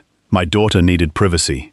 Ms. Benton checked the women's restroom and authorized her to use the first stall while I waited outside. Evan looked at Claire. There it was again. The small bridge. The moment truth only needed one adult to hold. Claire inhaled. I was attempting to accommodate a sensitive guest need, she said. Malcolm closed his eyes for 1 second. Zoe saw. Not the crowd. Not Brent. Zoe. When he opened them, he looked at Claire with something quieter than anger. Disappointment, maybe. No. Recognition. He had seen systems do this before. They helped privately, then denied publicly. They made exceptions quietly, then punished the person who accepted them. They called humanity discretion, until someone filmed it. Brent smiled. Sensitive guest need, he repeated. Interesting. Evan looked lost. Lena, still near the desk, gripped the phone cord like it might pull her back into safety. Marissa shifted beside the Northbridge booth, one hand touching the edge of the table. She looked at Zoe for longer now. Not at Malcolm. At Zoe. Something in her face softened. Brent, she said. She's upset. She's upset because adults have put her in an inappropriate situation. Zoe's face crumpled. Malcolm crouched immediately. Look at me. She shook her head. Zoe. Her eyes found his. Did I do something bad? That was the line. Not legally, not procedurally. Morally. The entire corridor seemed to understand it 1 heartbeat too late. The older woman with the boutique bag turned her face away. The young father at the stroller leaned down and adjusted a blanket that did not need adjusting. Evan Mills swallowed. Lena Ortiz's eyes filled and she blinked hard enough to hide it. Claire looked stricken. Brent kept recording. Malcolm's hand came up slowly, giving Zoe time to accept it before he touched her shoulder. No, he said. You did nothing bad. But he's mad.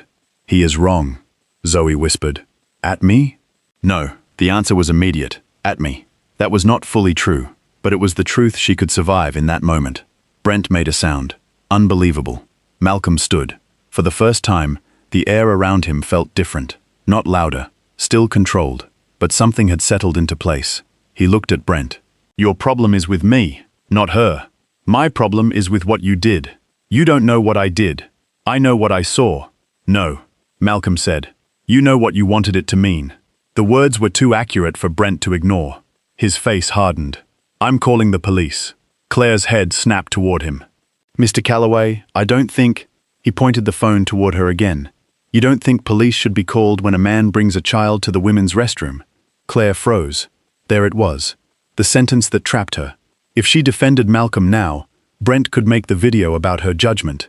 Her management, her failure to protect women, her use of discretion, her closed family restroom, her event, her sponsor. She looked at Malcolm. He saw the calculation. He hated that Zoe saw it too. Claire lowered her voice. We should follow procedure. Brent's thumb moved across the screen. Exactly. Marissa stepped closer. Brent, please. This has gone far enough. He did not look at her. It hasn't gone far enough if people are still pretending this is normal. The phone dialed. The sound of ringing came through the speaker. Once. Twice. Zoe pressed both hands against her stomach now. Malcolm noticed immediately. He angled his body, shielding her from Brent's camera again. Evan noticed that movement and misunderstood it for half a second. Then he saw Zoe's face. The misunderstanding faded into uncertainty. Sir? Evan said, voice lower now. Does she need medical? No, Zoe said too quickly. Malcolm looked down. Her eyes pleaded with him. Not because she was fine, because she did not want the word medical spoken in the hallway. He understood. He turned back to Evan. She needs privacy. Brent laughed. Convenient. The dispatcher answered. 911. What's your emergency? Brent lifted the phone. Yes, I'm at Westbridge Galleria, 2nd floor, central restroom corridor. There is a man here who... Tell them there is a child in distress, Malcolm said. Brent stopped. The dispatcher's voice sharpened slightly. Sir?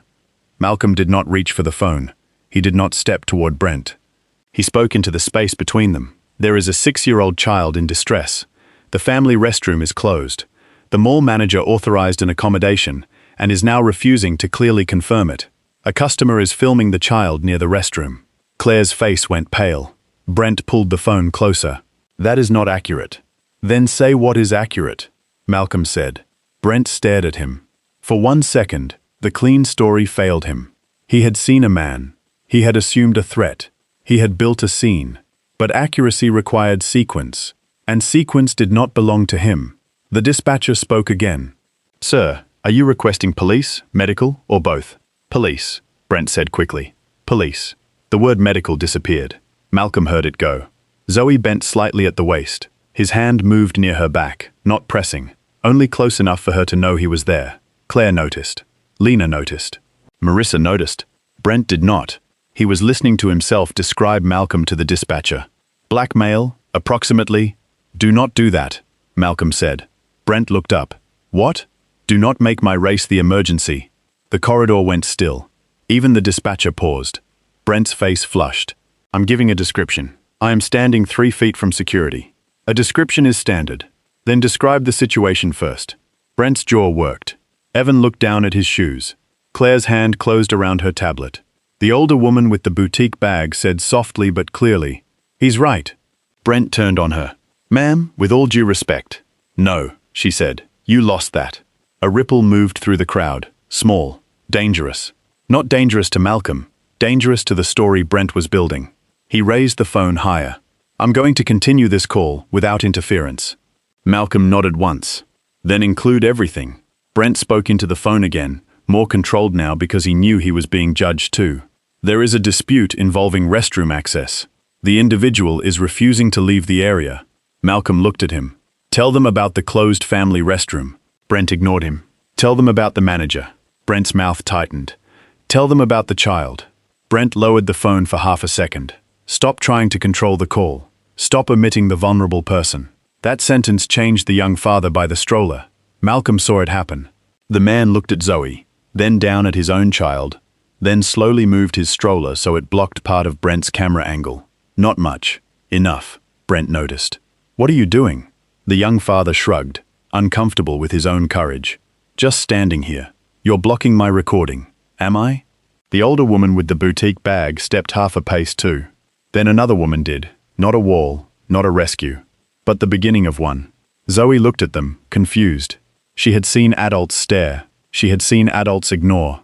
She had not yet learned what it looked like when adults became ashamed of their own delay. Claire saw it and understood something with dread. The crowd was shifting before she had chosen a side. That meant her silence was no longer safe. "Mr. Hayes," she said. He turned. The use of his name sounded strange in her mouth now. "If your daughter needs immediate assistance, we can escort you to the North Wing family restroom." Malcolm looked at Zoe, then down the long corridor toward the North Wing, past the fountain, past the health fair, past the weekend shoppers and escalators and tiled distance. Too far.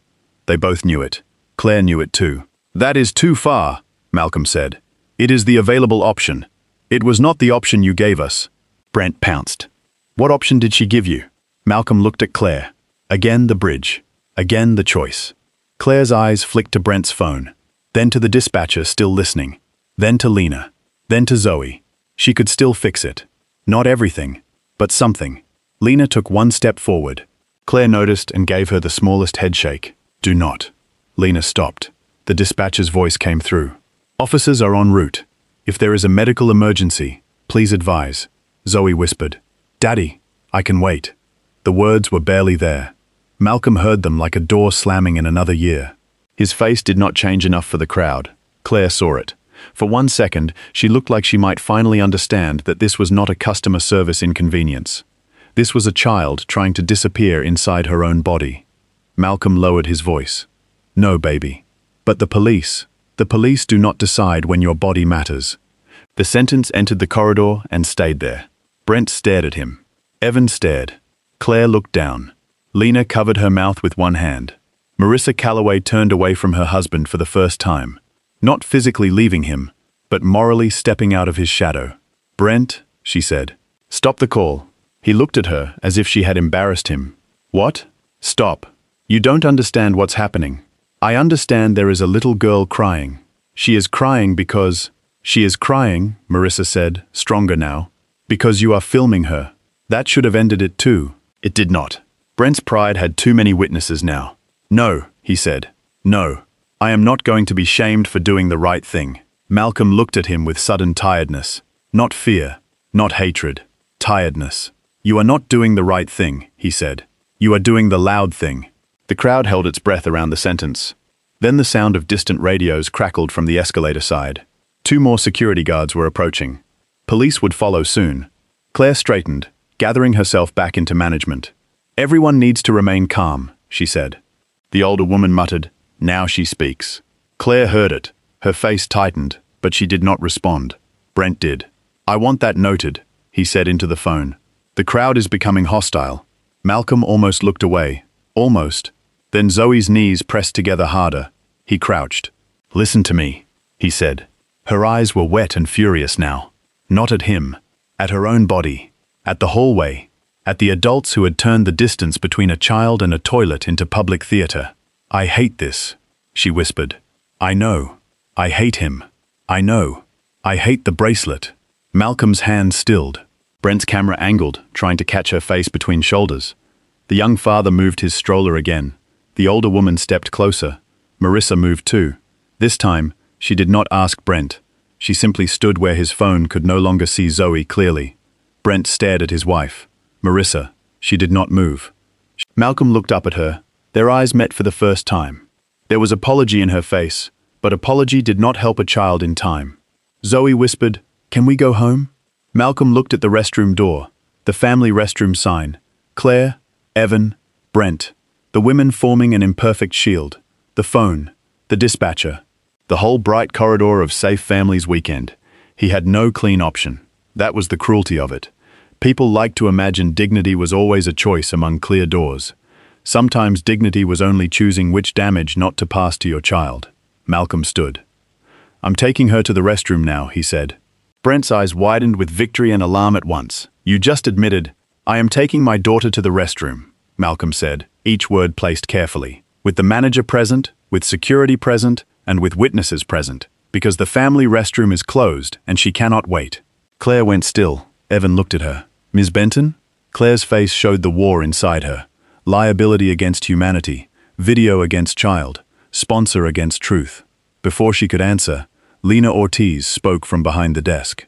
"I'll go." Everyone turned. Her voice shook, but she did not take it back. "I'll check the restroom. I'll stand inside by the sinks. He can stay at the entrance. The little girl can use the first stall." Claire stared at her. "Lena." Lena's eyes filled. She already said she can't wait. The simple fact stood there. Impossible to professionalize. For 1 second, no one spoke. Then the older woman with the boutique bag said, "I'll stand here too." The young father said, "I'm not moving." Marissa said, "Neither am I." Brent looked around as if the crowd had betrayed him. But it had not betrayed him. It had only started listening to the person he ignored. Claire had lost control of the scene because she had tried to keep control of the blame. Officer sirens were not audible yet, but the knowledge of them had entered the corridor. Time was narrowing. Malcolm looked at Lena. "Thank you." Lena nodded, frightened and determined. She walked to the women's restroom door. Before she entered, she looked back at Claire, waiting for punishment. Claire said nothing. Lena went in. A moment later, her voice came from inside. "It's clear." Malcolm crouched beside Zoe. "First stall," he said. "Lena is inside. I'm at the door. Nobody comes near you." Zoe looked at Brent. He was still holding the phone. Malcolm followed her gaze. "Put it down," he said. Brent did not. Marissa turned to him. "Put it down." This time something in her voice reached him. Not conscience. Maybe embarrassment. Maybe the first hint that his own wife no longer wanted to be seen beside the man he was becoming. Brent lowered the phone. Not off. Down. It was enough for Zoe to move. She crossed the threshold quickly. Head down. Blue sleeves pulled over her hands. Malcolm stayed outside. Exactly as before. Exactly as authorized. Only now the corridor understood more. Not all. Enough. The restroom door swung slowly closed behind Zoe. Malcolm stood at the entrance with both hands visible. Eyes on the floor. Every muscle in his body ordered into stillness. Brent watched him, breathing hard through his nose. Claire looked like she wanted to disappear. Evan Mills kept one hand near his radio and one eye on the escalator. Marissa stood between Brent's phone and the restroom door. The older woman held her boutique bag like a shield. The young father rocked the stroller gently, though the child inside was asleep. No one spoke. For the first time since Brent had lifted his phone, the hallway gave Zoe privacy. It should not have taken a crowd. It should not have taken a standoff. It should not have required strangers to arrange their bodies between a child and a camera. But for a few minutes the door held. Then, from the far end of the corridor, Officer Daniel Price stepped off the escalator with another officer beside him. Brent saw the uniform and found his voice again. "Officer," he called, raising one hand. The restroom door opened at the same time. Zoe came out, pale but steadier, Lena behind her. Malcolm turned to his daughter first. Not the police, not Brent, his daughter. "You okay?" Zoe nodded, then looked at the officers. Her face fell again. Brent pointed toward Malcolm. "That's him," he said. Zoe moved closer to her father. Claire Benton closed her eyes. Just once. And Malcolm Hayes, who had done exactly what he had been told, exactly where he had been told to do it, stood in the corridor beside his child while a stranger handed the police a story with all the important parts missing. Officer Daniel Price did not hurry when he crossed the corridor. That made people trust him too quickly. The uniform did most of the work before he spoke. Conversations broke apart. Phones lowered halfway. Shoulders shifted. Those who had been watching for entertainment rearranged their faces into concern, as if concern had been there from the beginning and only needed an official witness. Malcolm saw it happen. So did Zoe. Children knew when adults changed masks. They did not always have the words for it, but they felt the weather shift. Officer Price was in his early 40s, broad through the shoulders, with a calm face that looked practiced rather than natural. The younger officer beside him stayed half a step back, eyes moving over the corridor. Restroom entrance, closed family restroom, crowd, security guard, man with phone, child, black father. Malcolm noticed the order. He always noticed order. Brent Calloway stepped forward before anyone else could speak. "Officer, I'm the one who called." Price looked at him, then at the phone in Brent's hand. "Is that still recording?" Brent hesitated. "No." The answer came too fast. Price held out one hand. "Put it away. Don't delete anything. I have evidence. Then preserve it." Brent's jaw tightened, but he slipped the phone into his blazer pocket with the reluctance of a man being asked to lower a weapon he had convinced himself was a shield. Officer Price turned toward Malcolm. "And you are?" "Malcolm Hayes." His voice stayed even. Zoe's fingers were hooked around two of his. Price looked down at her, but not in the way Brent had. His eyes did not search for evidence on her body. He only registered that she was a child who had been crying. "What's your daughter's name?" Malcolm paused. A small pause, enough that Price noticed. "Zoe," Malcolm said. Zoe leaned closer against him. Price nodded once, then looked around at the crowd. "I need everyone to stop talking over each other. I'm going to separate statements. Security, keep the corridor clear. Manager on duty." Claire Benton stepped forward. The movement looked professional from a distance. Up close, her hand was pressed too tightly around her tablet. "I'm Claire Benton, operations manager." Price wrote it down. "Good. Mr. Hayes, Mr. Calloway," Brent said. "Brent Calloway, Senior Director of People and Safety at Northbridge Care Solutions." He said the title as if it answered more than one question. It did not. Price wrote that down too. "Mr. Calloway, you made the call?" "Yes." "What did you report?" Brent straightened. "I reported a suspicious male at the women's restroom with a minor child." Zoe's hand flinched inside Malcolm's. Malcolm did not look down because he did not want her to see his face. Price did. His pen stopped for half a second, then continued. "Suspicious how?" Brent blinked. "He was at the women's restroom." "That's a location. I'm asking what behavior made him suspicious." The corridor held still. It was a simple question. Simple questions were dangerous, because they gave prejudice nowhere to hide. Brent recovered. He was standing at the entrance while a little girl was inside. He appeared to be attempting to enter, or had entered. "I did not enter," Malcolm said. Price looked at him.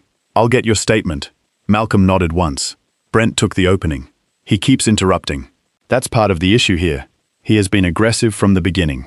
A woman near the boutique bag inhaled sharply, then stopped herself. Malcolm almost smiled. Not because anything was funny. Because aggressive had arrived exactly on time. It always did, eventually. Sometimes after a raised voice. Sometimes after a question. Sometimes after a man refused to fold himself small enough for other people's comfort. Price looked at Brent. "Did he threaten you?" Brent's mouth opened, closed. He was hostile. "Did he threaten you?" "He told me to stop recording." "Were you recording his child?" Brent's eyes flicked toward the crowd. "I was recording the incident." "Was the child visible?" Brent did not answer quickly enough. Price wrote something down. Claire's tablet shifted in her hands. Zoe stared at the floor. Her blue sleeve pulled over her bracelet so hard that only the tips of her fingers showed. Malcolm felt the tremor in her hand. He leaned down slightly. "You can sit," he murmured. She shook her head. "Want me to hold the backpack?"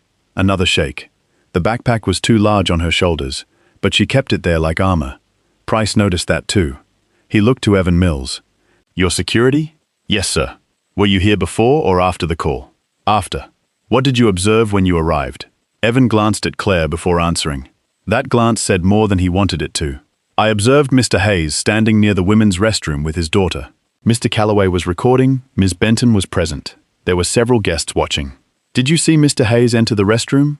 No. Did you see him threaten anyone? No. Brent made a frustrated sound, because he had already been confronted. Price did not look at him. Mr. Mills, did you hear anything about permission being given? Evan swallowed. I heard Mr. Hayes say Ms. Benton authorized it. Did Ms. Benton confirm? Evan looked at Claire again. She said they were looking for an appropriate accommodation. Price wrote that phrase exactly. Appropriate accommodation. Claire watched the pen move and seemed to regret the words only after they became ink. Price turned to her. Ms. Benton, did you authorize Mr. Hayes to stand at the entrance while his daughter used the restroom?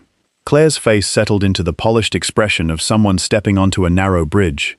We had a sensitive guest care situation involving a closed family restroom. That wasn't my question. Claire's lips pressed together. The crowd shifted. Price waited. Good officers knew how to wait. Waiting made people choose their own discomfort. Claire looked at Zoe, then away. I directed staff to explore an accommodation. Malcolm did not speak. He had learned, over time, that when a person dug, you did not need to hand them a shovel. Price's pen stopped again. Did you personally check the women's restroom? Claire's eyes flicked toward Lena Ortiz.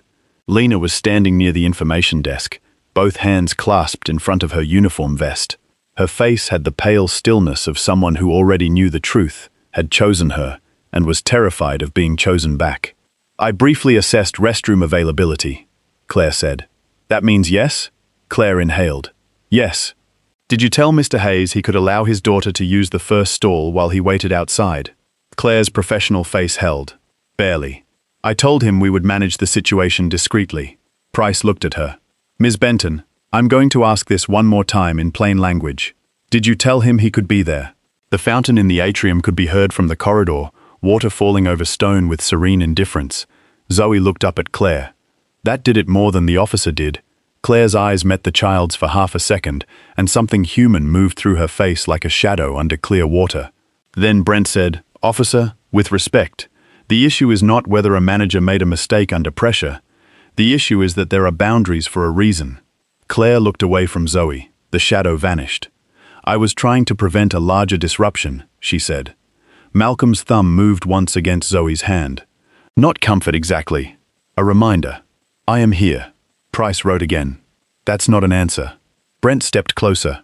I think she answered clearly enough. She was trying to handle a difficult man. The older woman with the boutique bag said, He wasn't difficult. Brent turned. You were not involved. I was standing right there. You arrived after. I arrived when your phone was already out, another woman added. He asked you not to record the child. Brent lifted both hands. This is absurd. I was protecting people. You scared her, the young father with the stroller said. His voice surprised him. It came out louder than he intended. He glanced down at his sleeping child, then did not take it back. Brent looked around as if betrayal had become contagious. This is exactly what happens, he said. People are afraid to say obvious things because they'll be attacked for it. Price's voice cut through. No one is attacking you. I'm asking questions. Brent turned back to him. Then ask him why he refused to explain what was wrong with the child. The corridor changed. Zoe's body tightened so completely Malcolm felt it through their joined hands. Price looked at Brent. Then at Zoe. Then at Malcolm. Malcolm's face had gone very still. My daughter's private medical information is not a public statement, he said. Brent pointed, triumphant. There, so there is something. Malcolm looked at him. There was no heat in his eyes now. That was worse. There is a child, he said. That was always enough. For a moment, no one knew where to put the sentence. Then Zoe whispered, Daddy? He turned immediately. The entire corridor blurred behind the urgency in that one word. Her face had changed. Not dramatically. Most real distress did not announce itself the way people expected. It did not always fall to the floor or clutch at the chest. Sometimes it was a child pressing her thighs together harder, blinking too much, swallowing air like the body had become a room filling with water. Malcolm dropped his voice. Scale. She shook her head. Zoe. Her eyes filled again. 6. The number was small. It struck him like an alarm. Claire did not know what it meant. Price did not know what it meant. Brent certainly did not. But Malcolm knew. He looked toward the women's restroom door, then toward the north wing. Too far. Then toward Claire. Still no help there. "Officer," Malcolm said, "my daughter needs to be removed from this crowd." Price nodded once. "Evan, clear space." Brent objected at once. "Wait. Removed where? He should not be allowed to just walk away." Price looked at him. "No one is walking away. I'm moving a child out of a crowd. She's central to what happened." Malcolm felt something inside him go quiet, not calm, quiet. There were things a man said that revealed ignorance. There were other things that revealed character. Price heard it too.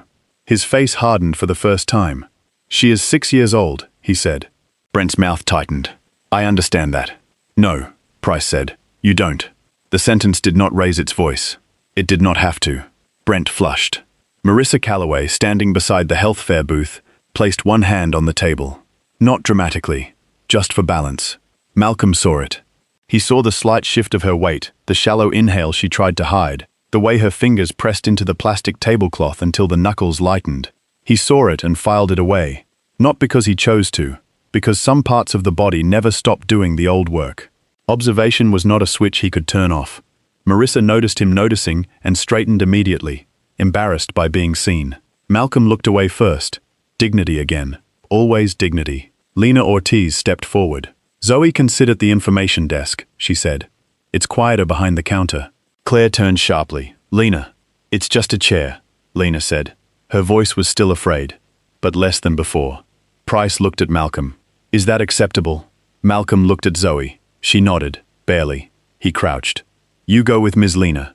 I'll be right here. You promise?" "I promise." "You, not where I can't see you, not where you can't see me." Lena came carefully, slow enough not to startle her. She did not reach for Zoe. She only opened a path with her body and waited for the child to choose. Zoe released Malcolm's hand one finger at a time. That nearly broke him. Not the crowd. Not Brent. That. The careful way a child separated from safety because adults had made staying attached too painful. Lena guided her toward the desk. The older woman with the boutique bag shifted to block the view from Brent's side. The young father moved his stroller a little farther out. Marissa, still pale around the mouth, watched Zoe pass and whispered, "I'm sorry." Zoe did not hear her, or pretended not to. When Zoe reached the desk, she climbed into the chair behind it, backpack still on, knees pressed together, both sleeves pulled over her hands. Lena stood beside her like a nervous guard dog. Malcolm waited until Zoe could see him. Then he turned back. Price watched the exchange without comment. That restraint made Malcolm trust him more than any apology would have. "Mr. Hayes," Price said, "your statement." Malcolm nodded. "The family restroom was closed. My daughter needed immediate privacy. I approached the information desk and asked for assistance. Ms. Benton arrived. She assessed the situation, checked the women's restroom, told us it was clear, and authorized my daughter to use the first stall while I waited at the entrance. I did that." Mr. Calloway approached, began questioning me, and then began recording despite being told my daughter was 6 and did not consent. Brent scoffed. "Children don't consent to public safety concerns." Price looked at him. "Stop." Brent stopped, not because he was convinced, because the command was no longer socially negotiable. Malcolm continued. "When my daughter exited, he continued filming. Ms. Benton declined to confirm what she had told us. Security was called, then police. Price wrote, 'You entered the restroom at any point?' No. You touched or blocked anyone? No. You threatened Mr. Calloway? No. You asked him to stop recording? Yes. How many times? Several. Why did you not explain your daughter's condition?" Malcolm looked toward Zoe. She was watching him from behind the desk. The blue sleeve covered the bracelet completely. He looked back at Price. "Because it belongs to her." Price's pen slowed. That answer did something to him. Not enough to change procedure. Enough to change the way his next question came out. "Is she in medical danger now?" Malcolm measured the word danger. There were kinds of danger. Immediate, delayed, physical, emotional. The kind that showed in charts, and the kind that showed years later, when a child hid every need behind politeness. "She needs privacy soon," he said. "Can she use the restroom now?" Brent cut in. "Absolutely not." No one had asked him. Price's head turned. "Mr. Calloway, she's part of an active complaint. You can't just let them repeat the same behavior. The older woman said. Behavior? Brent ignored her. He knows exactly what he's doing. He's using the child to make people uncomfortable, so no one can question him.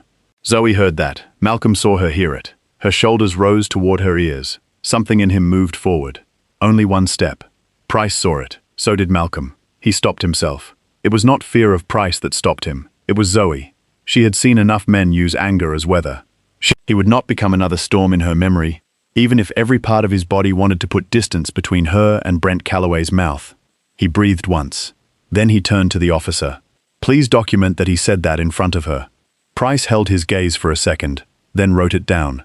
Brent realized too late that Malcolm had turned his cruelty into record. His face sharpened. You're very good at this. Malcolm looked at him. At what? At making yourself look calm.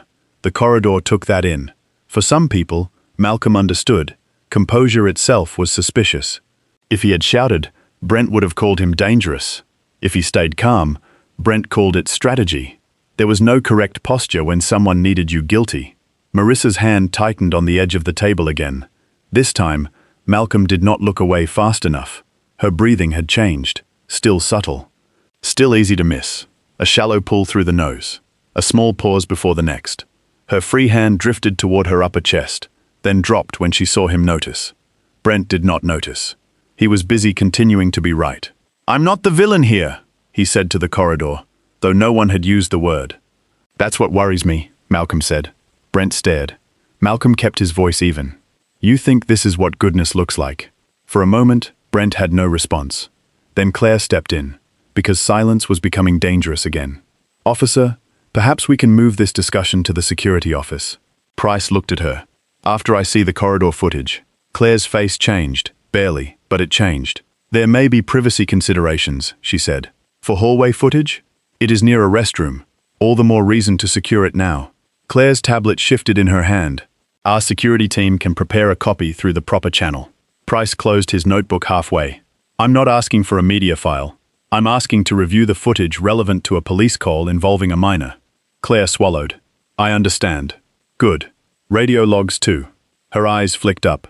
This time Malcolm did not miss it. Neither did Price. Radio logs? Claire asked. You communicated about this? Claire's answer came a beat late. We communicate frequently during events. That wasn't my question. Lena looked up from the desk. Claire looked at her. The warning was clear. Lena looked down. Zoe watched Lena look down. Children also learned from that. Malcolm saw it, and felt an old anger rise, not hot, but heavy. The anger of watching a system teach fear in real time. Price turned to Evan. Are radio transmissions recorded? Evan hesitated. Yes. Claire said. Some channels are. Evan corrected. Quietly. Operations channel is. Claire's jaw tightened. Price wrote that down. Brent looked between them, sensing a shift but not yet understanding the direction. Why are we talking about radio logs? I called about him. Price looked at him. And I'm establishing sequence. There is no complicated sequence. There usually is. The younger officer, who had been silent, moved toward the closed family restroom and read the sign. He touched the tape at one curled corner. How long has this been closed? Claire answered. Since this morning. Lena's head lifted. Evan's eyes dropped. Malcolm looked at the sign. Temporary. A word with no shame. Price saw the reactions. Is that accurate? Claire drew herself up. We have had intermittent service interruptions. The older woman laughed once. Not because it was funny, because the phrase was too polished to be true. Price looked at Lena. Ms. Ortiz? Lena froze.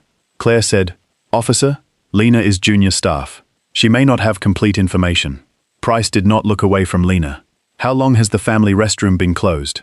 Lena's mouth opened. No sound came. Zoe watched her. That was what moved her. Not the officer. Not Malcolm. Not Justice. Zoe. Lena's voice emerged small. 4 days. The corridor changed again. 4 days had weight. 4 days meant not temporary. 4 days meant known. 4 days meant someone had decided the sign was easier than repair. 4 days meant every family needing that room had been quietly redirected, inconvenienced, embarrassed, or erased. Claire's face flushed. That is not the full maintenance picture. But it is closed, Price said. Yes. And was closed when Mr. Hayes arrived. Yes. And you knew that. Claire inhaled. Yes. Price turned to Malcolm. Did you know it had been closed 4 days? No. Brent inserted himself again, voice impatient. Even if that restroom was closed, that does not give him permission to use the women's restroom. Price looked at Claire. No, he said. But she might have. Claire's eyes dropped. There it was. Not yet proof, but the outline of truth pressing through the fabric. Zoe shifted in the chair behind the desk. Her face had gone pale again. Malcolm turned at once. What number? She shook her head. He took one step toward her. Price did not stop him. Brent did. Officer, he's walking away from questioning. Malcolm stopped. He turned slowly. My daughter is 6 feet away. You keep using her to avoid accountability. This time, Marissa said. Brent? Her voice was different. Not pleading now. Warning. He turned. What? She had one hand at her chest again. Her lips were not the right color. Malcolm saw it fully this time. The skin under her makeup had dulled. A faint sheen of sweat touched her forehead. She was standing too still, trying to control the appearance of something moving wrong inside her. He knew that posture. A person negotiating with their body in public. A person deciding whether to say something. A person about to say, maybe, that they could wait. Malcolm looked at her. Mrs. Calloway, he said. Brent snapped. Don't talk to my wife. Malcolm ignored him. Are you lightheaded? Marissa blinked. The question surprised her so completely she almost answered honestly. Then she glanced at Brent. I'm fine. The words came out thin. Malcolm's stomach tightened. Fine. The cousin of I can wait. Brent turned toward Price. Do you see? He's doing it again, inserting himself where he doesn't belong. Price looked at Marissa. Ma'am, are you okay? Marissa forced a smile. Yes, just overwhelmed. Malcolm watched her hand. It had not left the table. Her fingers were pressing hard enough to wrinkle the plastic cloth. Price seemed unconvinced. But the scene still belonged officially to the police call, the restroom, the child, the manager, the complaint. Emergencies did not always announce which one would become urgent first. Zoe whispered from behind the desk. Daddy! He turned. Her eyes were wet again. I need to go. Not loud, not dramatic. Enough. Price heard it. The older woman heard it. Claire heard it. Brent heard it and closed his eyes as if personally burdened. Price made a decision. Ms. Benton, find an appropriate restroom now. Claire nodded too quickly. The North Wing family restroom. Too far, Malcolm said. Price looked at Zoe, then at the closed restroom, then at the women's restroom, then at Claire. Can the women's restroom be cleared and monitored by female staff? Claire hesitated. Yes, Brent exploded. You cannot be serious. Price turned on him. I am. This is exactly what I called about. No, Price said. You called because you made an assumption. I'm dealing with the child in front of me. The corridor breathed. Claire looked as if the floor had shifted beneath her. Lena stepped forward. I can clear it. The older woman said, I'll check too. Marissa took a small step. I can. She stopped. The sentence dissolved. Her hand went fully to her chest now.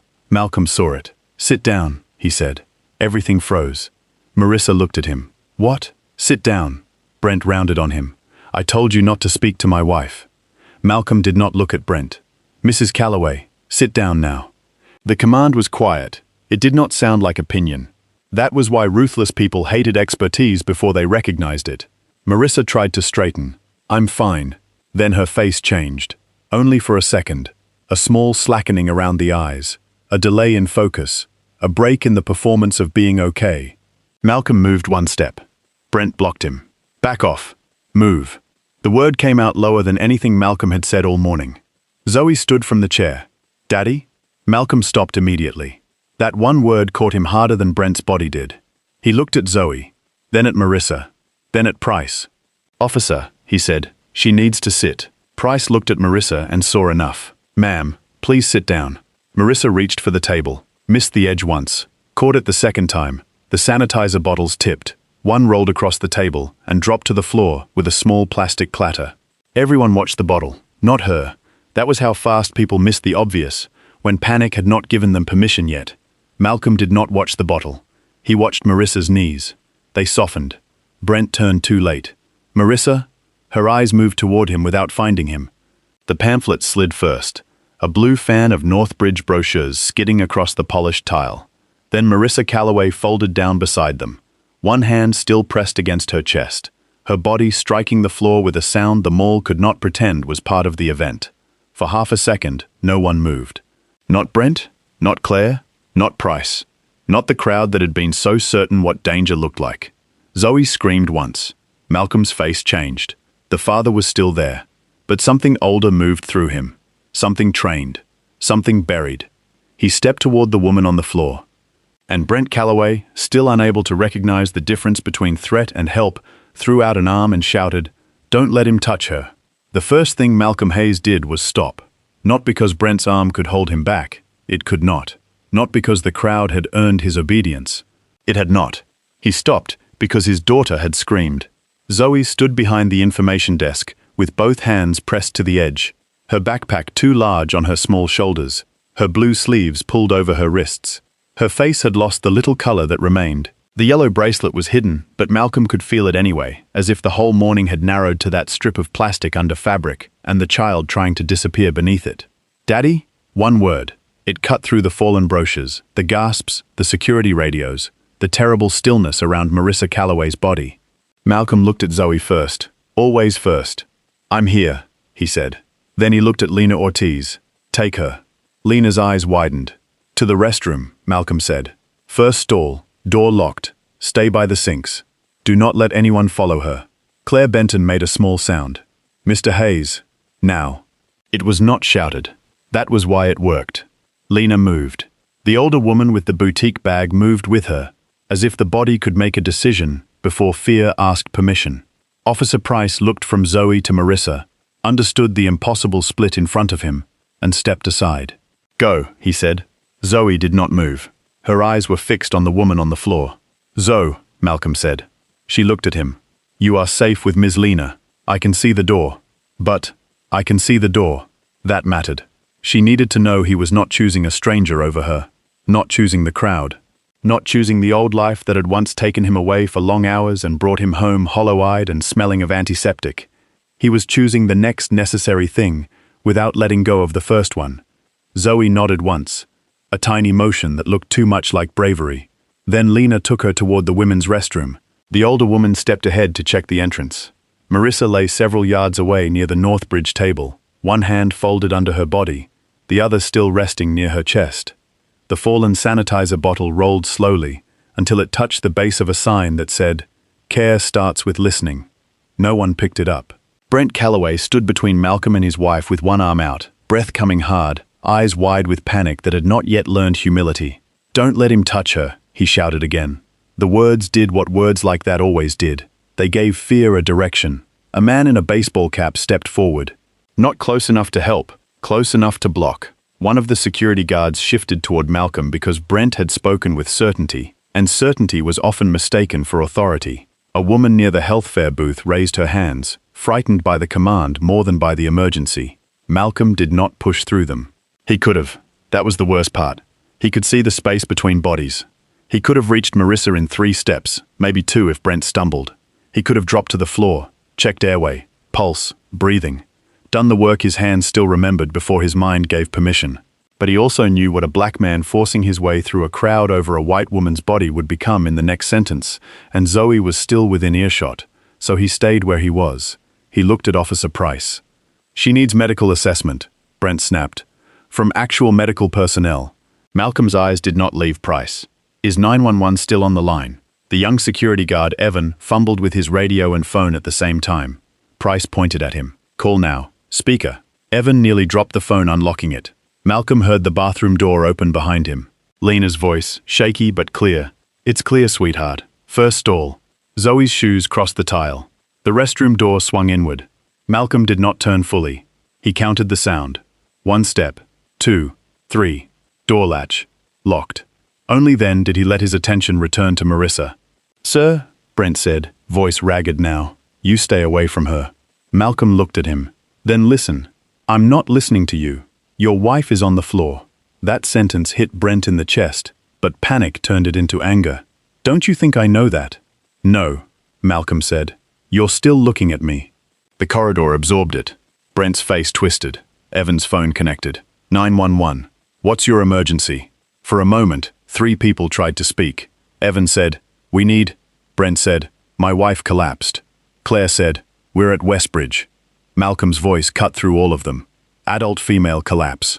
Westbridge Galleria, 2nd floor, central restroom corridor. near the Northbridge Health Fair booth. Breathing status not confirmed from my position.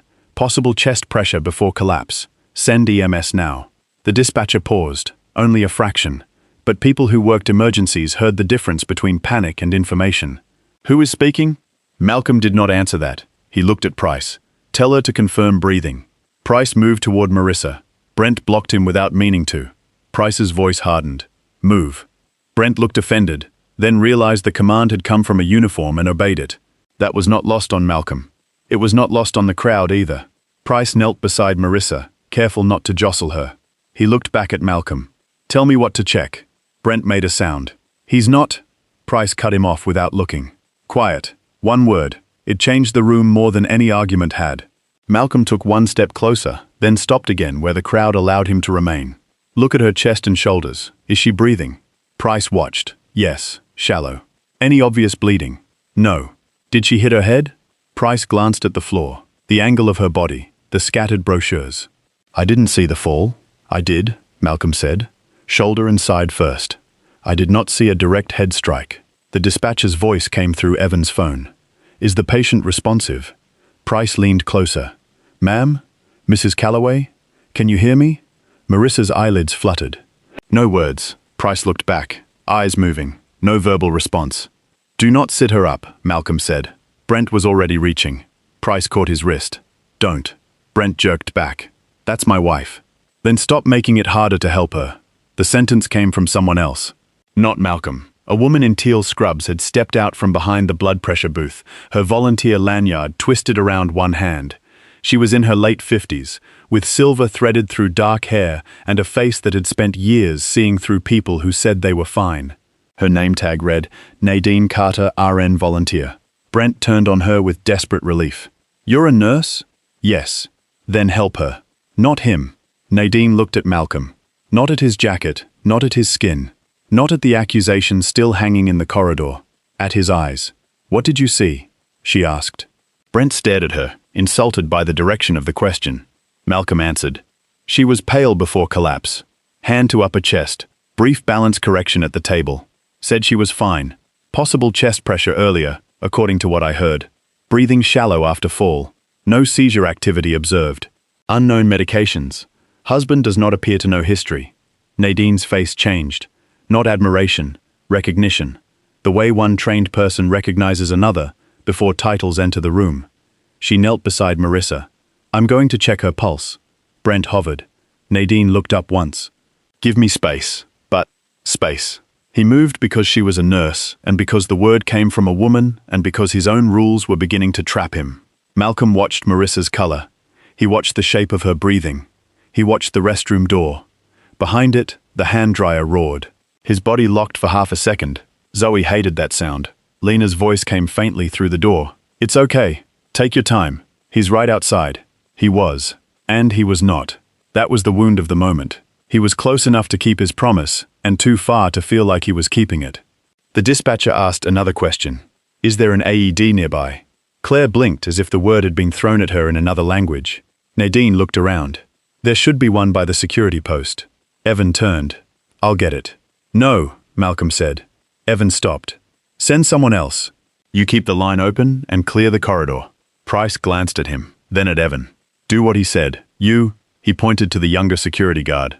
AED, now. The younger guard ran. Brent looked from Price to Malcolm. You're taking orders from him? Price did not look up. I'm taking useful information from him.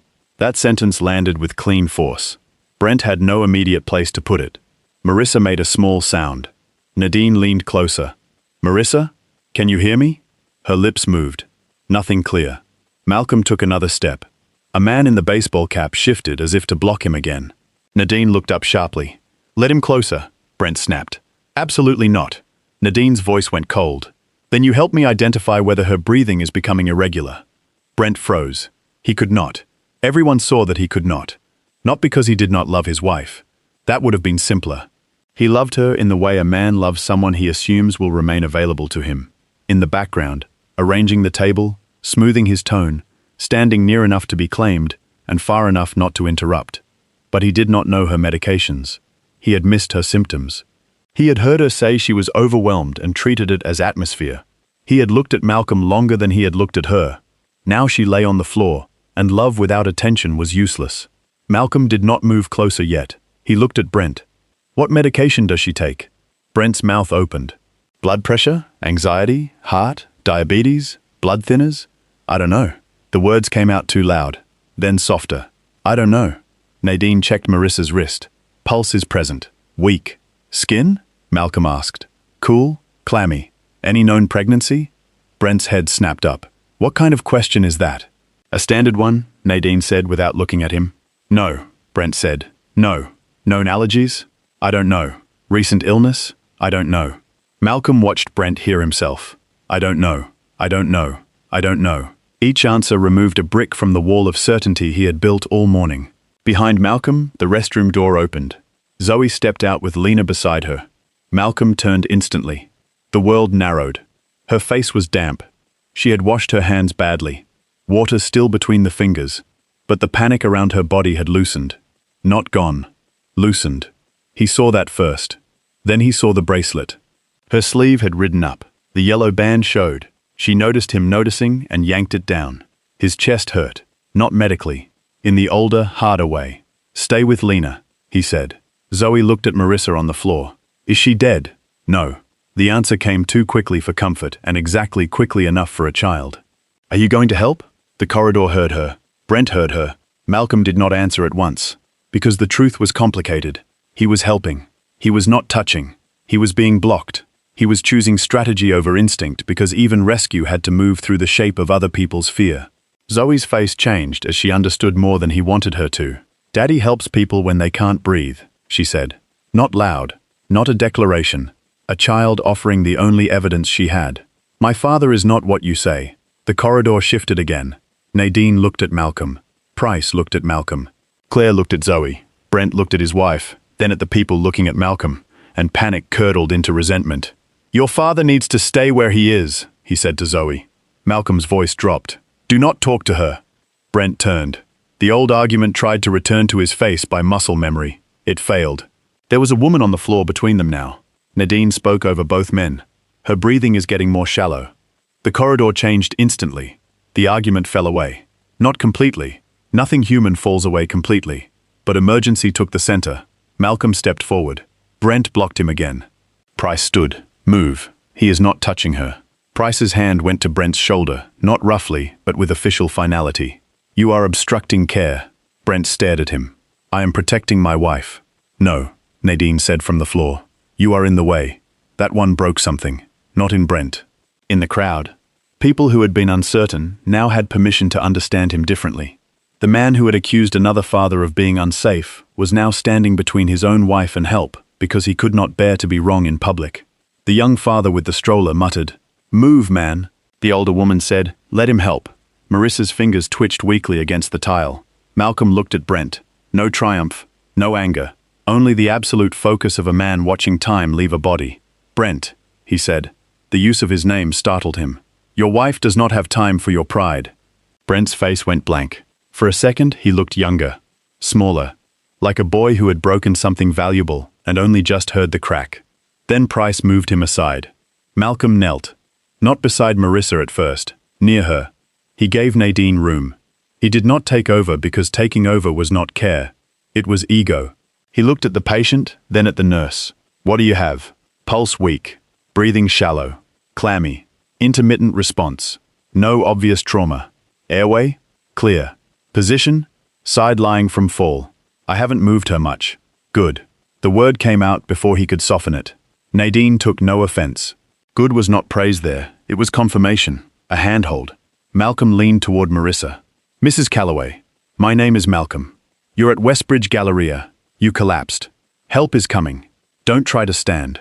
Her eyes moved under half-lowered lids, toward the voice. That was something. He looked at Price. Ems Ada? Evan repeated into the phone, then looked up. 4 minutes. Tell them adult female. Possible cardiac event. Altered responsiveness. Pulse present. Breathing shallow. AED requested but not applied yet. No CPR at this time. Evan stumbled over cardiac. Malcolm repeated it once, slower. The dispatcher confirmed. Nadine watched him now with clearer recognition. You were hospital, she said quietly. Malcolm did not look at her. Not the time. It was not a denial. Nadine heard that. So did Claire Benton. So did Officer Price. Brent heard only enough to become afraid in a new way. "What does that mean?" he asked. No one answered. The younger security guard returned with the AED case, red and white, held in both hands like something fragile. Malcolm pointed to the floor near Nadine. "Open it. Turn it on. Follow prompts. Do not place pads unless prompted, and we need them." The guard looked at Price. Price said, "Do it." The AED voice began speaking in its calm machine cadence. "Apply pads to patient's bare chest." Brent flinched. "No. Wait. Why are we—" Nadine looked at him.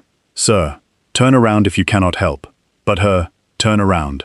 It was not modesty she was protecting. It was Marissa. The older woman with the boutique bag stepped closer, opening her coat slightly to block the view from the crowd. Another woman joined her. Marissa, unconscious or nearly so, was given the privacy Zoe had almost been denied. Malcolm saw the symmetry. It hurt. He looked toward Zoe. She was watching the women form a shield around Marissa. Her own sleeve had loosened again. The bracelet showed. This time she did not hide it immediately. Not because she was healed, because she was busy learning. Lena stood beside her, one hand hovering near the child's shoulder without touching. Waiting for permission, learning too. Nadine placed the pads with efficient care while the women blocked the view. The AED analyzed. "Do not touch patient." Everyone froze. The mall seemed to hold its breath with them. "No shock advised." "Pulse still present," Nadine said. "Keep monitoring breathing," Malcolm said. "If she declines, we reassess." His hand hovered near Marissa's wrist, but did not touch, until Nadine shifted and gave him room. Then he checked quickly. 2 fingers. Radial weak. Carotid better. The body spoke in pulses. Color. Heat. Resistance. Rhythm. It had always been more honest than people. Brent watched Malcolm's hand on his wife's wrist. Something like jealousy crossed his face, then shame, then fear. "She said she had pressure," he said suddenly. Malcolm looked at him. "When?" "I don't know. Earlier." "How much earlier?" "Maybe 30 minutes. Maybe more." "Where?" "What?" "Where was the pressure?" Brent pressed a hand vaguely to his own upper chest. "Here, I think. She said it was probably stress." Malcolm's voice changed almost imperceptibly. "Did she say pain?" "She said pressure." "Radiating?" "I don't know." "To arm? Jaw? Back?" "I said I don't know." "Shortness of breath." "I thought she was upset." "I thought she was upset." "At what?" Brent did not answer. He did not need to. The whole corridor knew. At him. At the scene. At the cruelty she could not stop before it became public. Malcolm's expression remained controlled, but something behind his eyes moved. Pressure. Probably stress. "I can wait." It was always the ordinary sentences. The soft ones. The ones people said to make themselves easy to manage while danger gathered under the skin. Zoe's voice came from behind him. "Daddy?" He turned his head. "I'm okay," she said. The reversal in it nearly undid him. The child reassuring the father. No, that was not how this was supposed to work. He swallowed once. "Stay with Lena." "I am?" She pulled the sleeve over the bracelet again, but less tightly this time. Sirens became audible outside, faint, growing. The crowd turned toward the sound as if help were a performance arriving late. Malcolm did not turn. He stayed with Marissa's breathing. Price moved toward the corridor entrance. Clear a path. Evan and the other security guard began pushing the crowd back. This time, people moved faster. Not out of respect for Malcolm, out of relief that someone with official equipment was coming to relieve them of the obligation to become decent. The first paramedic came into view from the escalator side, moving fast but not running, orange bag in hand. She was in her 50s, compact, grey at the temples, with the kind of face that did not waste expression while a patient was on the floor. Another paramedic followed with the stretcher. "Who's got the patient?" she called. Nadine raised a hand. Adult female collapse. Breathing, pulse present. Altered responsiveness.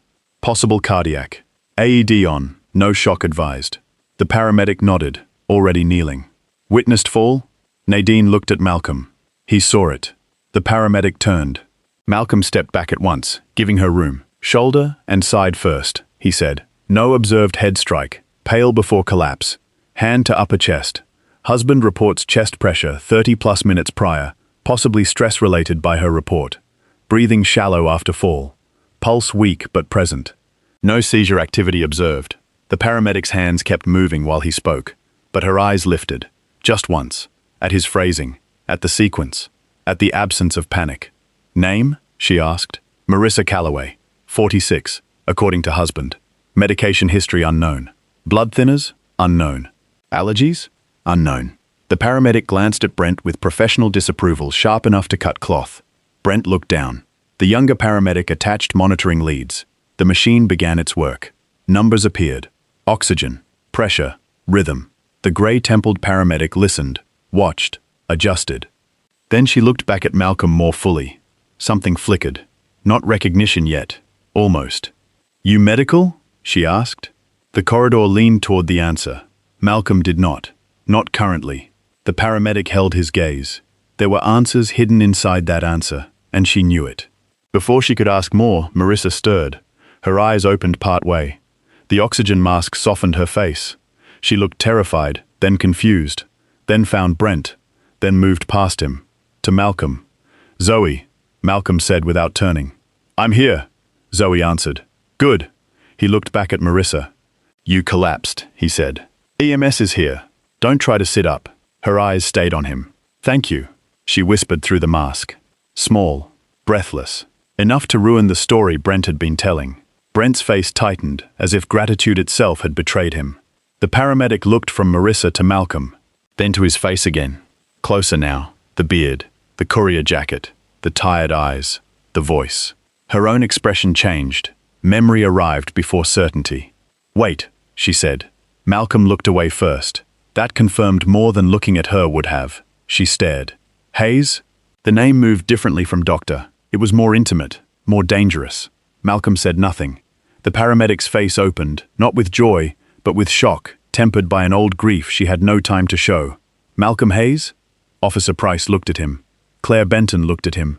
Brent looked at him. Zoe looked at him with confusion first, then curiosity, as if the adults had discovered a room in her father's life she had only seen as a locked door. The paramedic's voice lowered. My God.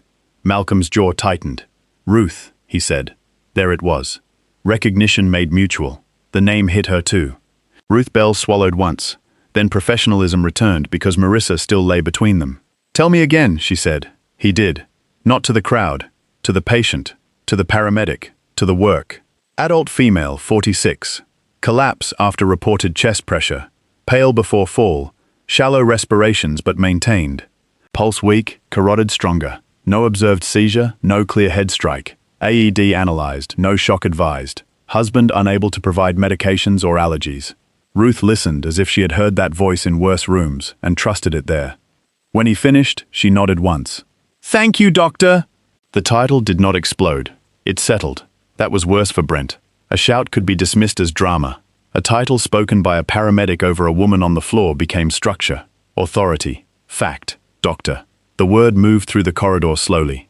It touched the security guards first, then Claire, then Lena, then the older woman, then the young father with the stroller, then Brent, who looked suddenly less like an accuser than a man standing inside the consequences of his own imagination. Malcolm closed his eyes once, only once. When he opened them, he looked at Ruth. Don't call me that here. Ruth's face softened, not enough for the crowd, enough for him. Okay, she said quietly. But the crowd had already heard. Zoe had heard. She stepped out from behind the desk. Daddy? Malcolm turned. Her eyes were fixed on him in a way he had never wanted to see in a mall corridor. Not ashamed. Not afraid. Searching. You're a doctor? There were many ways to answer. He had avoided them for years. In forms, he wrote courier. In introductions, Malcolm. At parent meetings, Zoe's father. In pharmacies, caregiver. In clinics, responsible party. In hospital corridors, if he could avoid them, no one at all. He looked at his daughter's hidden bracelet, then at the woman on the floor, then at the crowd that had decided what he was before it knew his name. I was, he said. Zoe heard the past tense. Children always heard the part adults hoped they would miss. Ruth Bell looked like she wanted to ask why. She did not. Marissa needed transport. Load and go, Ruth said to her partner. The stretcher came down. Straps opened. The paramedics moved with practiced coordination. Nadine helped. Malcolm stepped back and did not interfere. This mattered too. The man they had called a threat knew when to act. He also knew when to make room. Brent moved toward his wife as they lifted her. Marissa, I'm coming with you. Ruth looked at him. You can ride if you stay out of the way. I'm her husband. I understood that when you couldn't tell me her medications. The sentence was not cruel. That made it worse. Brent's mouth opened. No defense came. Marissa's hand moved weakly toward him, then paused. Her eyes drifted to Malcolm again.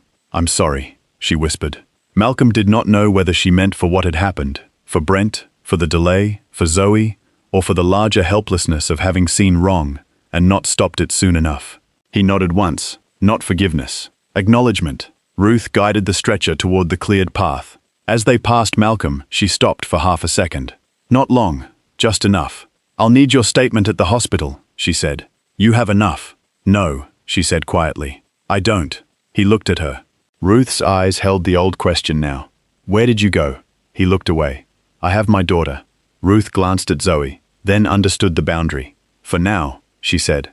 The stretcher rolled away. Brent followed, but Officer Price stopped him with a hand. Mr. Calloway. Brent spun around, raw with humiliation and fear. What now? Your phone? What about it? Do not delete the recording? I need to go with my wife. You can. Your phone remains preserved. It's my property. It may be evidence. Brent stared. For the first time that day, the word evidence did not belong to him. Price looked at the second officer. Get his contact information. Confirm the video is preserved. We'll follow up at the hospital. Brent looked toward the stretcher disappearing down the corridor, then toward Malcolm, then toward the crowd. He seemed to want one last sentence, something that would save the shape of himself. Nothing came. He left after his wife, badge crooked, blazer wrinkled, phone gripped in his hand like a thing that had turned against him. Silence followed. Not mall silence.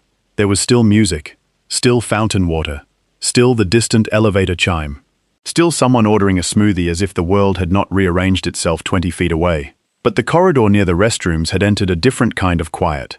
The kind after truth arrives before anyone knows what to do with it. Claire Benton stood beside the closed family restroom sign. Her face looked bloodless now. Lena Ortiz was staring at Malcolm as if she had to rebuild him in her mind from the outside in. Courier jacket, tired shoes, black father, accused man, doctor. The older woman with the boutique bag looked ashamed. The young father looked at his stroller. Evan Mills looked at the floor. Officer Price looked at Malcolm. So, Price said. Malcolm's shoulders lowered slightly. Not relaxation. Fatigue. Price closed his notebook. I think we need to review the beginning again. Claire's eyes flicked toward the family restroom sign. Price saw it. He looked at her. And this time, Ms. Benton, I need the radio logs. Claire swallowed. The radio logs? Yes. Price's voice remained calm. The ones from when you authorized the accommodation. Claire's eyes moved to Lena. Lena did not look down this time. Zoe stepped closer to Malcolm. Her sleeve slipped. The yellow bracelet showed. She looked at it, then at him. Then, slowly, she left it uncovered. Only for a few seconds. But Malcolm saw. His face changed before he could stop it. Zoe saw that too. She reached for his hand. Daddy? She said quietly. Yes? When she called you doctor. He waited. Did that hurt? The corridor had no right to hear the question. But it did. Malcolm looked at his daughter, and for once, he had no clean answer ready. No rule, no list, no careful sentence that protected her from the adult truth without lying. He crouched, slowly, until they were eye level. A little, he said. Zoe nodded as if that made sense. Because of Mummy? The name entered the corridor like a door opening in a place Malcolm had not agreed to unlock. Claire looked down. Price looked away. Lena's face softened with sudden understanding she did not yet have facts for. Malcolm held Zoe's hand. Yes, he said. Zoe touched the bracelet with her thumb. Did Mummy have one? No. Should she have? The question struck harder than Brent's accusations. Malcolm inhaled. Once. Carefully. No, he said. People should have listened without one. Zoe looked at him for a long moment. Then she leaned forward and wrapped both arms around his neck. He closed his eyes. This time, longer. The crowd watched. No one recorded. No one asked what the bracelet meant. No one demanded proof that the child deserved care. For once, the hallway understood that some truths become smaller when dragged into public. Officer Price waited. He did not clear his throat. He did not rush them. That mattered. When Zoe finally stepped back, Malcolm stood. The old life had been named now. Not fully, but enough that it would not go back into hiding untouched. Price looked toward Claire. Security office, he said. Now. Claire nodded. Then, because pressure does strange things to people, She tried one last careful sentence. "Officer, I want to be clear that Westbridge Galleria takes guest safety very seriously." The older woman with the boutique bag let out a tired laugh. Lena Ortiz looked at her manager and finally spoke without shaking. "Then we should start with the truth." Claire turned. No one rescued her from that sentence. Not Malcolm. Not Price. Not the crowd. Beyond them, the restroom sign still read "temporarily closed." The tape still curled at the corners. The words had not changed. But now everyone could see the lie had been there before Malcolm ever arrived. The security office at Westbridge Galleria was too small for the truth it was about to hold.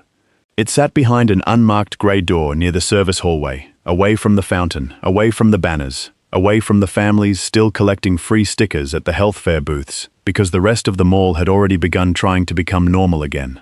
Rooms like that were built for lost wallets, shoplifting reports, teenagers asked to leave, employees crying quietly after customer complaints. Not for this. Not for a black father who had been accused in public because he protected his child. Not for a manager whose silence had become part of the harm. Not for a police officer asking for footage. Not for a little yellow bracelet hidden beneath a blue sleeve. Malcolm sat beside Zoe on a plastic chair near the wall. He had placed himself between her and everyone else, without making the gesture visible enough to be challenged.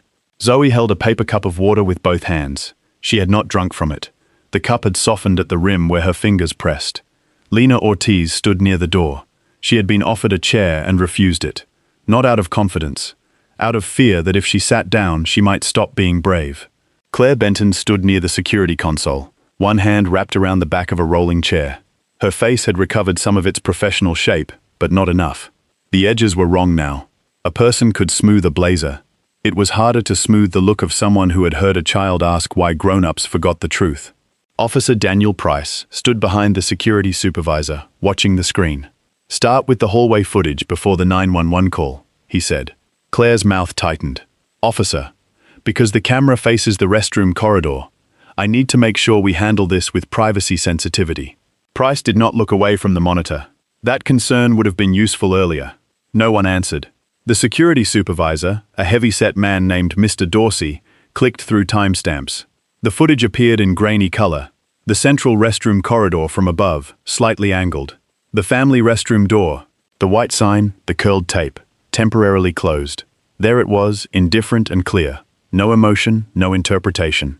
Just the door that had failed them first. Dorsey rewound. People entered backward. Shoppers drifted in reverse. A child in a blue jacket backed away from the women's restroom entrance. Malcolm moved backward into the frame. Claire appeared. "Stop there," Price said. The image froze. Claire stood beside Malcolm and Zoe, facing the family restroom door. Her tablet was under one arm. Zoe was turned into Malcolm's side. Price looked at Claire. "You said the family restroom had been closed since this morning." Claire's eyes stayed on the screen. "That was my understanding at the time." Lena drew a breath. Malcolm heard it. Price did too. He turned slightly. "Ms. Ortiz?" Lena's hands closed around each other. It had been closed 4 days. Claire said, "Lena." This time the name did not stop her. "The first maintenance ticket was marked urgent because the lock was sticking from inside," Lena said. "Then the sign went up when the latch failed again. Guest services kept reporting it. We were told to redirect families to the north wing." Price looked at the security supervisor. "Is there a maintenance log?" Dorsey shifted uncomfortably. "There should be," Claire said. "Facilities handles," Price interrupted. "Preserve it." Dorsey nodded. On the screen, Claire moved toward the women's restroom door. She entered, stayed inside for a short time, then returned. Price leaned in. "Play audio?" "No hallway audio," Dorsey said. "Radio logs?" Claire's face changed again. A very small change. "Enough." Price looked at her. "Pull them." Dorsey glanced at Claire. Price's voice hardened. "Now." Dorsey opened another window and selected a file from the operations channel. The room filled with static first, then a male voice, then Claire. "Operations to guest services. Central family restroom still closed." A pause. Lena's recorded voice answered, younger and thinner through the speaker. "Yes. Still marked closed." Claire's voice again. "I have a father with a minor daughter needing immediate restroom access. Men's room not appropriate. I'm checking women's room now. Stand by." Zoe's fingers tightened around the paper cup. Malcolm put one hand under it before she crushed it. The recording continued. Static. Then Claire again. "Women's room clear. I'm authorizing first stall use. Father will remain at entrance. I'm staying on site. The words sat in the little office. No one moved. No one needed to interpret them. Claire closed her eyes. Only once. Price looked at Malcolm. Malcolm was looking at Zoe, not at Claire. Not at the officer. At Zoe. Her face had gone still in the way it did when an adult truth arrived too late to prevent pain, but early enough to confirm she had not imagined it. She did say it, Zoe whispered. Malcolm's voice softened. Yes. Zoe looked at Claire. Why didn't you say it before? The question was not loud. That made it worse. Claire opened her eyes. For a moment, the manager disappeared. The title disappeared.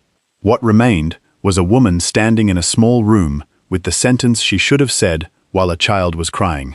I was afraid, Claire said. It was the first honest thing she had said since the phone came out. Zoe looked at her. Of him? Claire did not answer fast enough. Lena did. Of getting in trouble. Claire turned toward her, but there was no authority left in the look. Lena's voice shook. She was afraid of getting in trouble. No one corrected her. Malcolm looked at Claire then. Not with triumph. That would have been easier for her to endure. He looked at her with the tired recognition of someone who had seen fear dress itself as procedure too many times. You left her alone in it, he said. Claire swallowed. I left both of you. The words sounded like they hurt. Good, Malcolm thought, then hated that he thought it. Officer Price let the silence sit just long enough to do its work. Then he nodded at the monitor. Continue. The footage moved forward. Malcolm stayed at the entrance. Zoe disappeared inside. Claire stood nearby. Lena watched from the information desk. Then Brent entered the frame. He approached with the measured stride of a man already convinced he had found something to correct. Marissa appeared several steps behind him, slower, hesitant. On the screen, Brent gestured toward Malcolm. Malcolm spoke. Claire stayed nearby. Then Brent's phone came out. Zoe exited the restroom. The red recording light was not visible from the hallway camera, but Brent's posture was. Phone lifted, arm extended, body angled toward the child. Malcolm stepped in front of Zoe. Price said nothing. He did not have to. Dorsey paused the footage. There, frozen on the screen, was the whole lie before it had learned language. A man filming. A father shielding. A child hiding. A manager watching. Zoe set the paper cup on Malcolm's knee. I want to go home, she said. I know. Can we? Price turned. You can. I'll need follow-up, but you and Zoe don't have to stay in this room. Brent had gone to the hospital with Marissa. His absence made the office feel less sharp, but not safer. Harm did not leave just because the loudest man did. Malcolm nodded. Not yet. Zoe looked at him. He touched her knuckles. Almost. The footage resumed. Brent moved closer to the restroom entrance. He pointed toward the men's room. The men's room door opened. Zoe's body folded inward. Even from above, even without sound, anyone could see the moment it wounded her. Claire looked at the floor. Lena whispered, I'm sorry. Zoe did not respond. The video continued to the police arrival, then to Marissa. The first sign was small, her hand on the table, then her weight shifting, then the sanitizer bottles tipping, then the fall. Dorsey stopped the footage the second her body hit the floor. Enough, Malcolm said. Price nodded. Enough. But the evidence was not finished. Price looked at the second officer. Mr. Calloway's recording? The officer held up a sealed evidence pouch containing Brent's phone. He consented to preservation at the hospital after being advised not to delete. He's not happy. No, Price said. I imagine not. They connected the phone to the monitor. Brent's video began at a bad angle, tilted, already close to Malcolm's face. The sound was worse than the image. Voices sounded harsher from a phone, airless, flattened. The child's breathing was too audible. The hand dryer sounded like machinery chewing through the wall. Brent's voice dominated because he held the device. You need to explain what you're doing. Then Malcolm's voice. Are you recording my daughter? Zoe stared at the screen. Malcolm reached to stop it. Price said, we can review this without her. Zoe shook her head. I want to hear. Malcolm looked at her. She was 6. There were things 6-year-olds should not have to hear twice, but she had already heard them once without knowing whether the room believed her. Sometimes the second hearing was not punishment. Sometimes it was proof. He let his hand fall. The recording continued. Brent's words returned to the room. There's a men's room right there. So now you're hiding her? What is that? What are you hiding? Zoe's small shape on the video flinched behind Malcolm's jacket. Claire covered her mouth. Not for herself this time. For the child. Then the frame shifted. For one brief, damning moment, Brent's own video showed his polished shoe past the threshold line of the women's restroom entrance. He had stepped partly into the very space he accused Malcolm of violating, leaning around bodies to keep filming. Price said, "Pause." The image froze. There it was. A threshold. A shoe. A phone pointed inward. Dorsey leaned closer. Lena's eyes widened. Claire whispered, "Oh my God." Price looked at the frame for a long moment. Then at Malcolm. Then at Zoe. "Mr. Hayes never crossed the threshold in the hallway footage," he said. Dorsey nodded. "Correct." Price pointed to Brent's shoe on the phone video. "Mr. Calloway did." No one spoke. Not because the fact was dramatic. Because it was precise. The kind of precise truth that did not need anger to make it heavy. Zoe looked at the screen. Then down at her shoes. "He went in?" she asked. "Partly," Price said carefully. "But Daddy didn't." "No," Price said. "Your father didn't." The sentence landed where Malcolm could not have placed it himself. It did something for Zoe that no defense from him could have done. Adults had said the truth. Officially. Outside his mouth. Her fingers loosened around his hand. Price stopped the video before the collapse sequence began. "I have enough for my report," he said. Claire laughed once under her breath. It was not amusement. It was the sound of someone realizing the floor had vanished. "You have enough for more than that," she said. Price looked at her. Claire touched the back of the chair again. "We failed," she said. No one rescued her from the plural, we. It was late, but it was true. The days after the incident did not unfold like a movie. There was no single courtroom, no crowd rising to applaud, no villain dragged away in handcuffs while strangers cheered for Malcolm in the polished corridor. Real consequences came through emails, calls, statements, meetings, edited clips, unedited footage, official wording, legal review, corporate concern, and the slow machinery of institutions protecting themselves while accidentally confirming what they had done. The first clip appeared online before Malcolm and Zoe reached their apartment, not the hallway footage.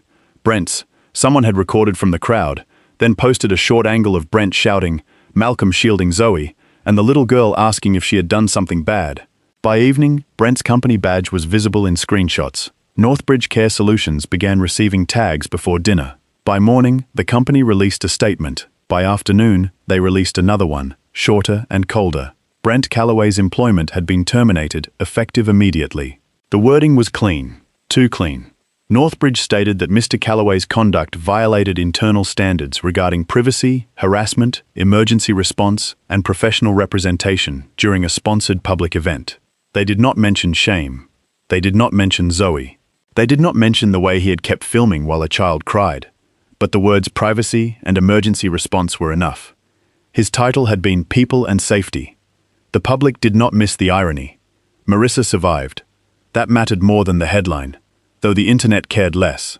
She had not had the neat, cinematic kind of emergency people understood instantly.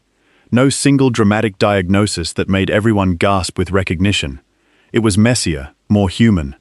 A cardiac warning complicated by stress, medication, dehydration, and symptoms she had minimized because the day was supposed to be manageable.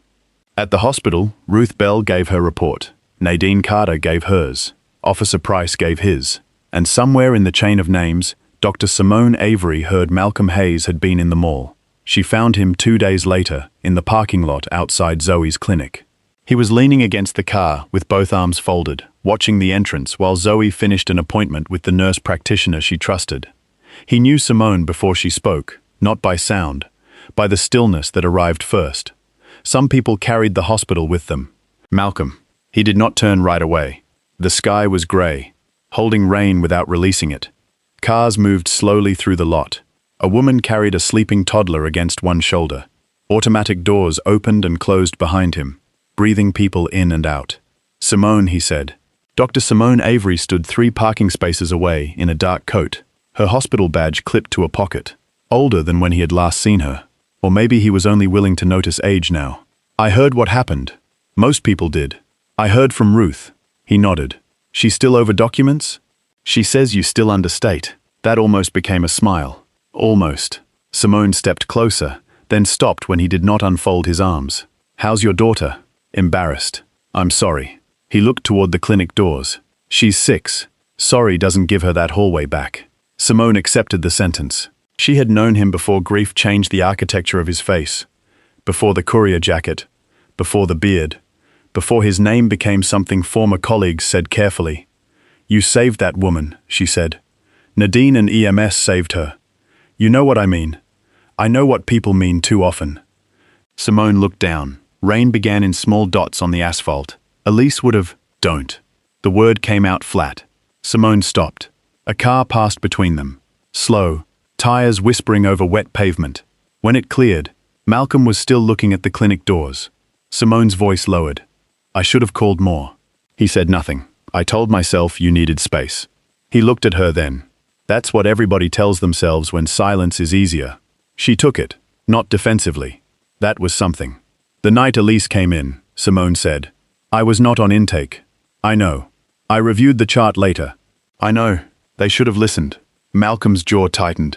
The rain gathered on his sleeves. She said she could wait. Simone's face changed. He had not planned to say it. Some truths escaped when the body got tired of holding them. "She said it at home," he continued. "Then in the car. Then at the desk. Then to me, after they said they wanted to observe a little longer." His voice stayed controlled, too controlled. "I knew better." Simone shook her head. "No. I was trained to know better. You were her husband in that room. I was also a doctor. You were terrified." He looked away. "People died when I was terrified before. I still did the work. Elise was not a patient to you. That did not save her." "No," Simone said quietly. "But blaming yourself did not either." That sentence landed without drama. He did not answer. The clinic doors opened. Zoe came out with the nurse practitioner, wearing the blue jacket and carrying a sticker sheet shaped like sea animals. She saw Simone and slowed. Malcolm straightened. Zoe looked between them. "Is she from before?" Children had frightening accuracy. Malcolm nodded. "Dr. Avery." Zoe studied Simone. "Did you know my mum?" Simone's eyes softened. "Yes." "Did she like plans?" The question struck them both in different places. Simone smiled through it. She loved plans. Zoe nodded, satisfied. "Daddy said that." Then she looked at Malcolm. "Can we go home?" "In a minute." Zoe walked to him and took his hand. Her sleeve rode up. The yellow bracelet showed against her wrist. She noticed Simone noticing. This time, she did not pull it down. Simone saw that too. "I like your bracelet," Simone said. Zoe frowned. "It's not that kind." "I know. Then why do you like it?" Simone thought before answering. "Because it helps people listen faster." Zoe considered that. Then she said, "They should listen anyway." Simone looked at Malcolm. "Yes," she said, "they should." The rain thickened. Malcolm opened the car door for Zoe. Before getting in, she turned back to Simone. "Did my dad help people?" Simone did not look at Malcolm for permission. "That was wise." "Yes," she said. "A lot." Zoe looked up at him. He looked down at her and knew another locked door had opened. Not all the way. Enough. At Westbridge Galleria, the official response took longer. The mall's first statement called the incident unfortunate. That word lasted 6 hours. Then the hallway footage reached the corporate office. The radio log reached the corporate office. Brent's video reached the corporate office. Officer Price's report reached the corporate office. Lena Ortiz's written statement reached the corporate office. By the next morning, unfortunate disappeared. A revised statement used different words: failure, privacy, accommodation, caregiver access. Westbridge Galleria acknowledged that a parent had been authorized to assist a minor child during a restroom access failure, then was not adequately supported by management when challenged by another guest. The statement did not name Claire, it did not name Zoe, it did not need to. Everyone inside the mall knew.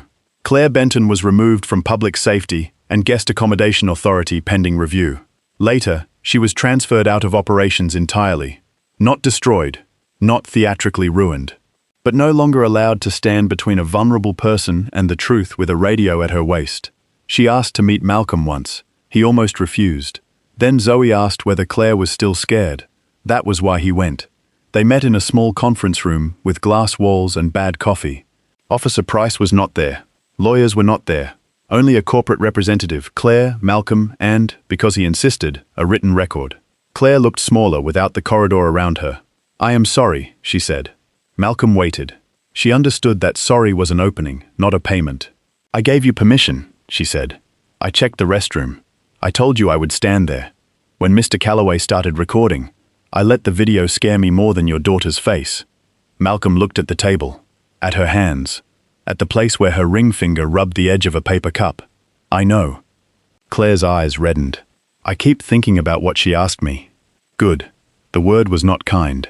It was not cruel either. Claire nodded, accepting it. The company wants to offer... No. She stopped. You haven't heard it. I heard enough. It includes compensation. My daughter is not an invoice.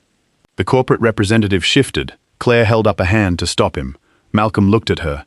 If Westbridge wants to do something, fix the system that made your silence useful. Claire swallowed. What does that mean to you? He had expected the question to be a trap. It was not. So he answered. Family restrooms marked out of service become urgent maintenance, not signage. If a caregiver needs accommodation, staff document it immediately and stand by it publicly. Fathers are not treated as suspicious by default.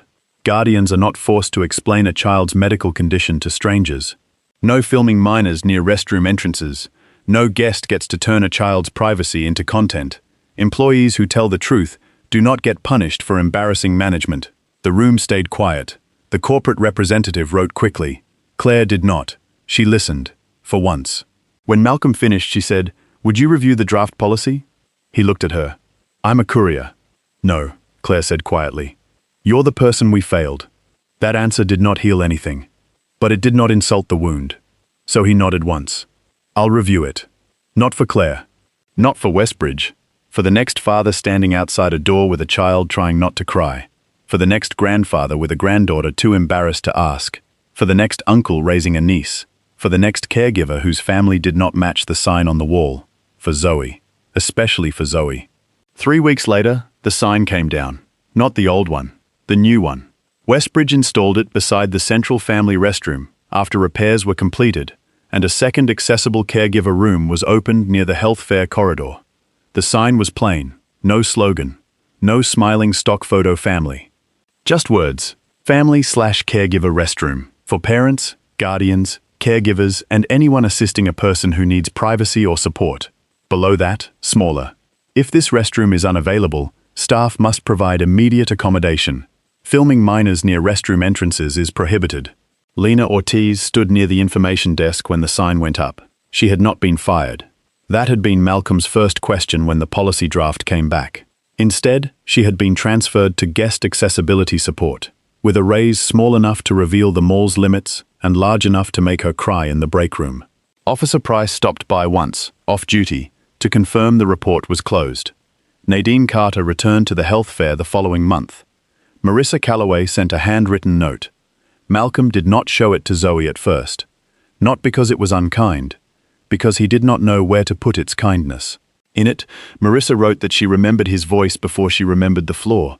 She wrote that she had heard her husband call himself a protector for years and had not understood how little that word meant without listening. She wrote that she was recovering. She wrote that she was sorry for not stopping him sooner.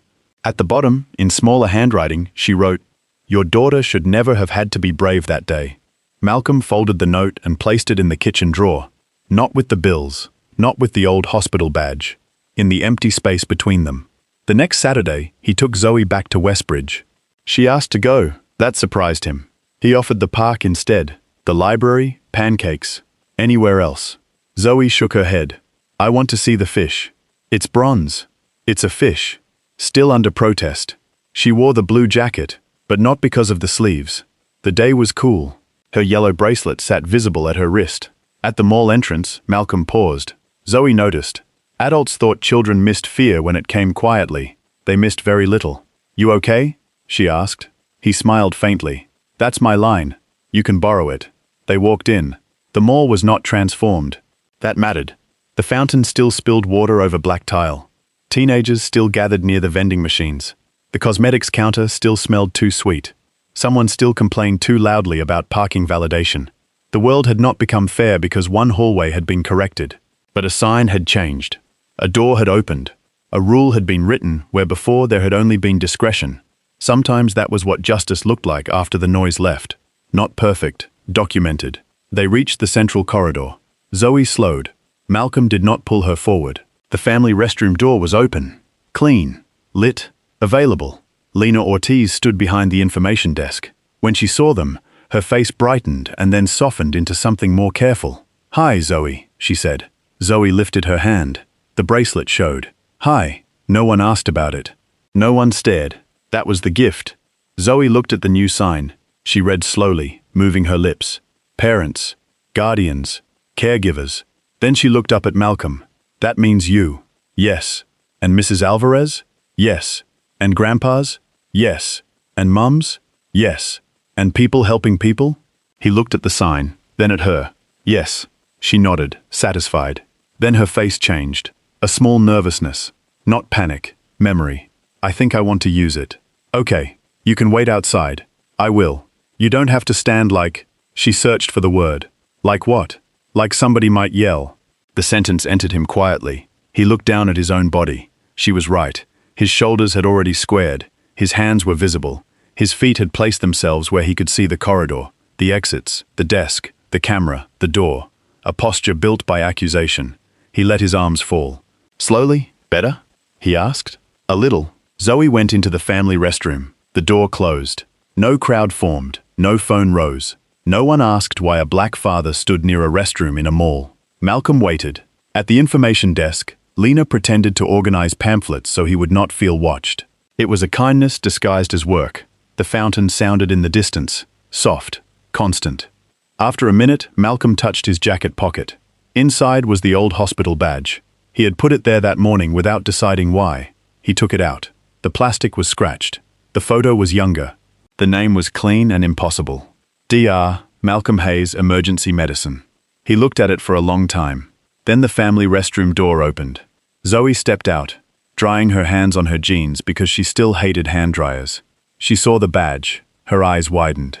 Is that yours? Yes. From before? Yes. Are you going back? He closed his fingers around the badge. The old answer would have been no. Fast. Final. Safe. The new answer took longer. I don't know. Zoe considered that. Then she reached for his hand. That's okay. You can not know. He laughed once. Quietly. It surprised him. She looked pleased. Then she pointed toward the atrium. Fish. Bronze plant fish. Daddy. Fine. Fish. They walked toward the fountain. Halfway there, Zoe's sleeve slipped down over her bracelet. She noticed, then pushed the sleeve back up. Not dramatically. Not as a statement, just because she wanted her hands free. Malcolm saw it. He did not say anything. Some victories were too small to survive being named. They reached the fountain, and Zoe leaned over the railing to study the bronze shape rising from the water. It has fins, she said. It has leaves. It's both. That is scientifically questionable. You always bring facts to fun things. I've heard that complaint. She smiled. The fountain threw soft light across her face. Around them, the mall moved on with its ordinary hunger. Bags, shoes, voices, glass, music. People passed without knowing who Malcolm was, without knowing what had happened there, without knowing that the sign behind them had been rewritten because one child cried and one father refused to let shame decide. That was all right. He did not need the room to know his name. He needed the next child to find an open door. Zoe leaned against his side. Daddy? Yes? People should listen without bracelets. He looked down at her. The yellow band sat bright against her wrist. Cheap plastic, black letters, a small thing, a heavy thing. Yes, he said. They should. She nodded and turned back to the fountain. Malcolm stayed beside her, not guarding a door, not answering an accusation, not standing in the shape of a man waiting to be misunderstood. Just a father, watching his daughter watch the water. And for once, no one made him prove it.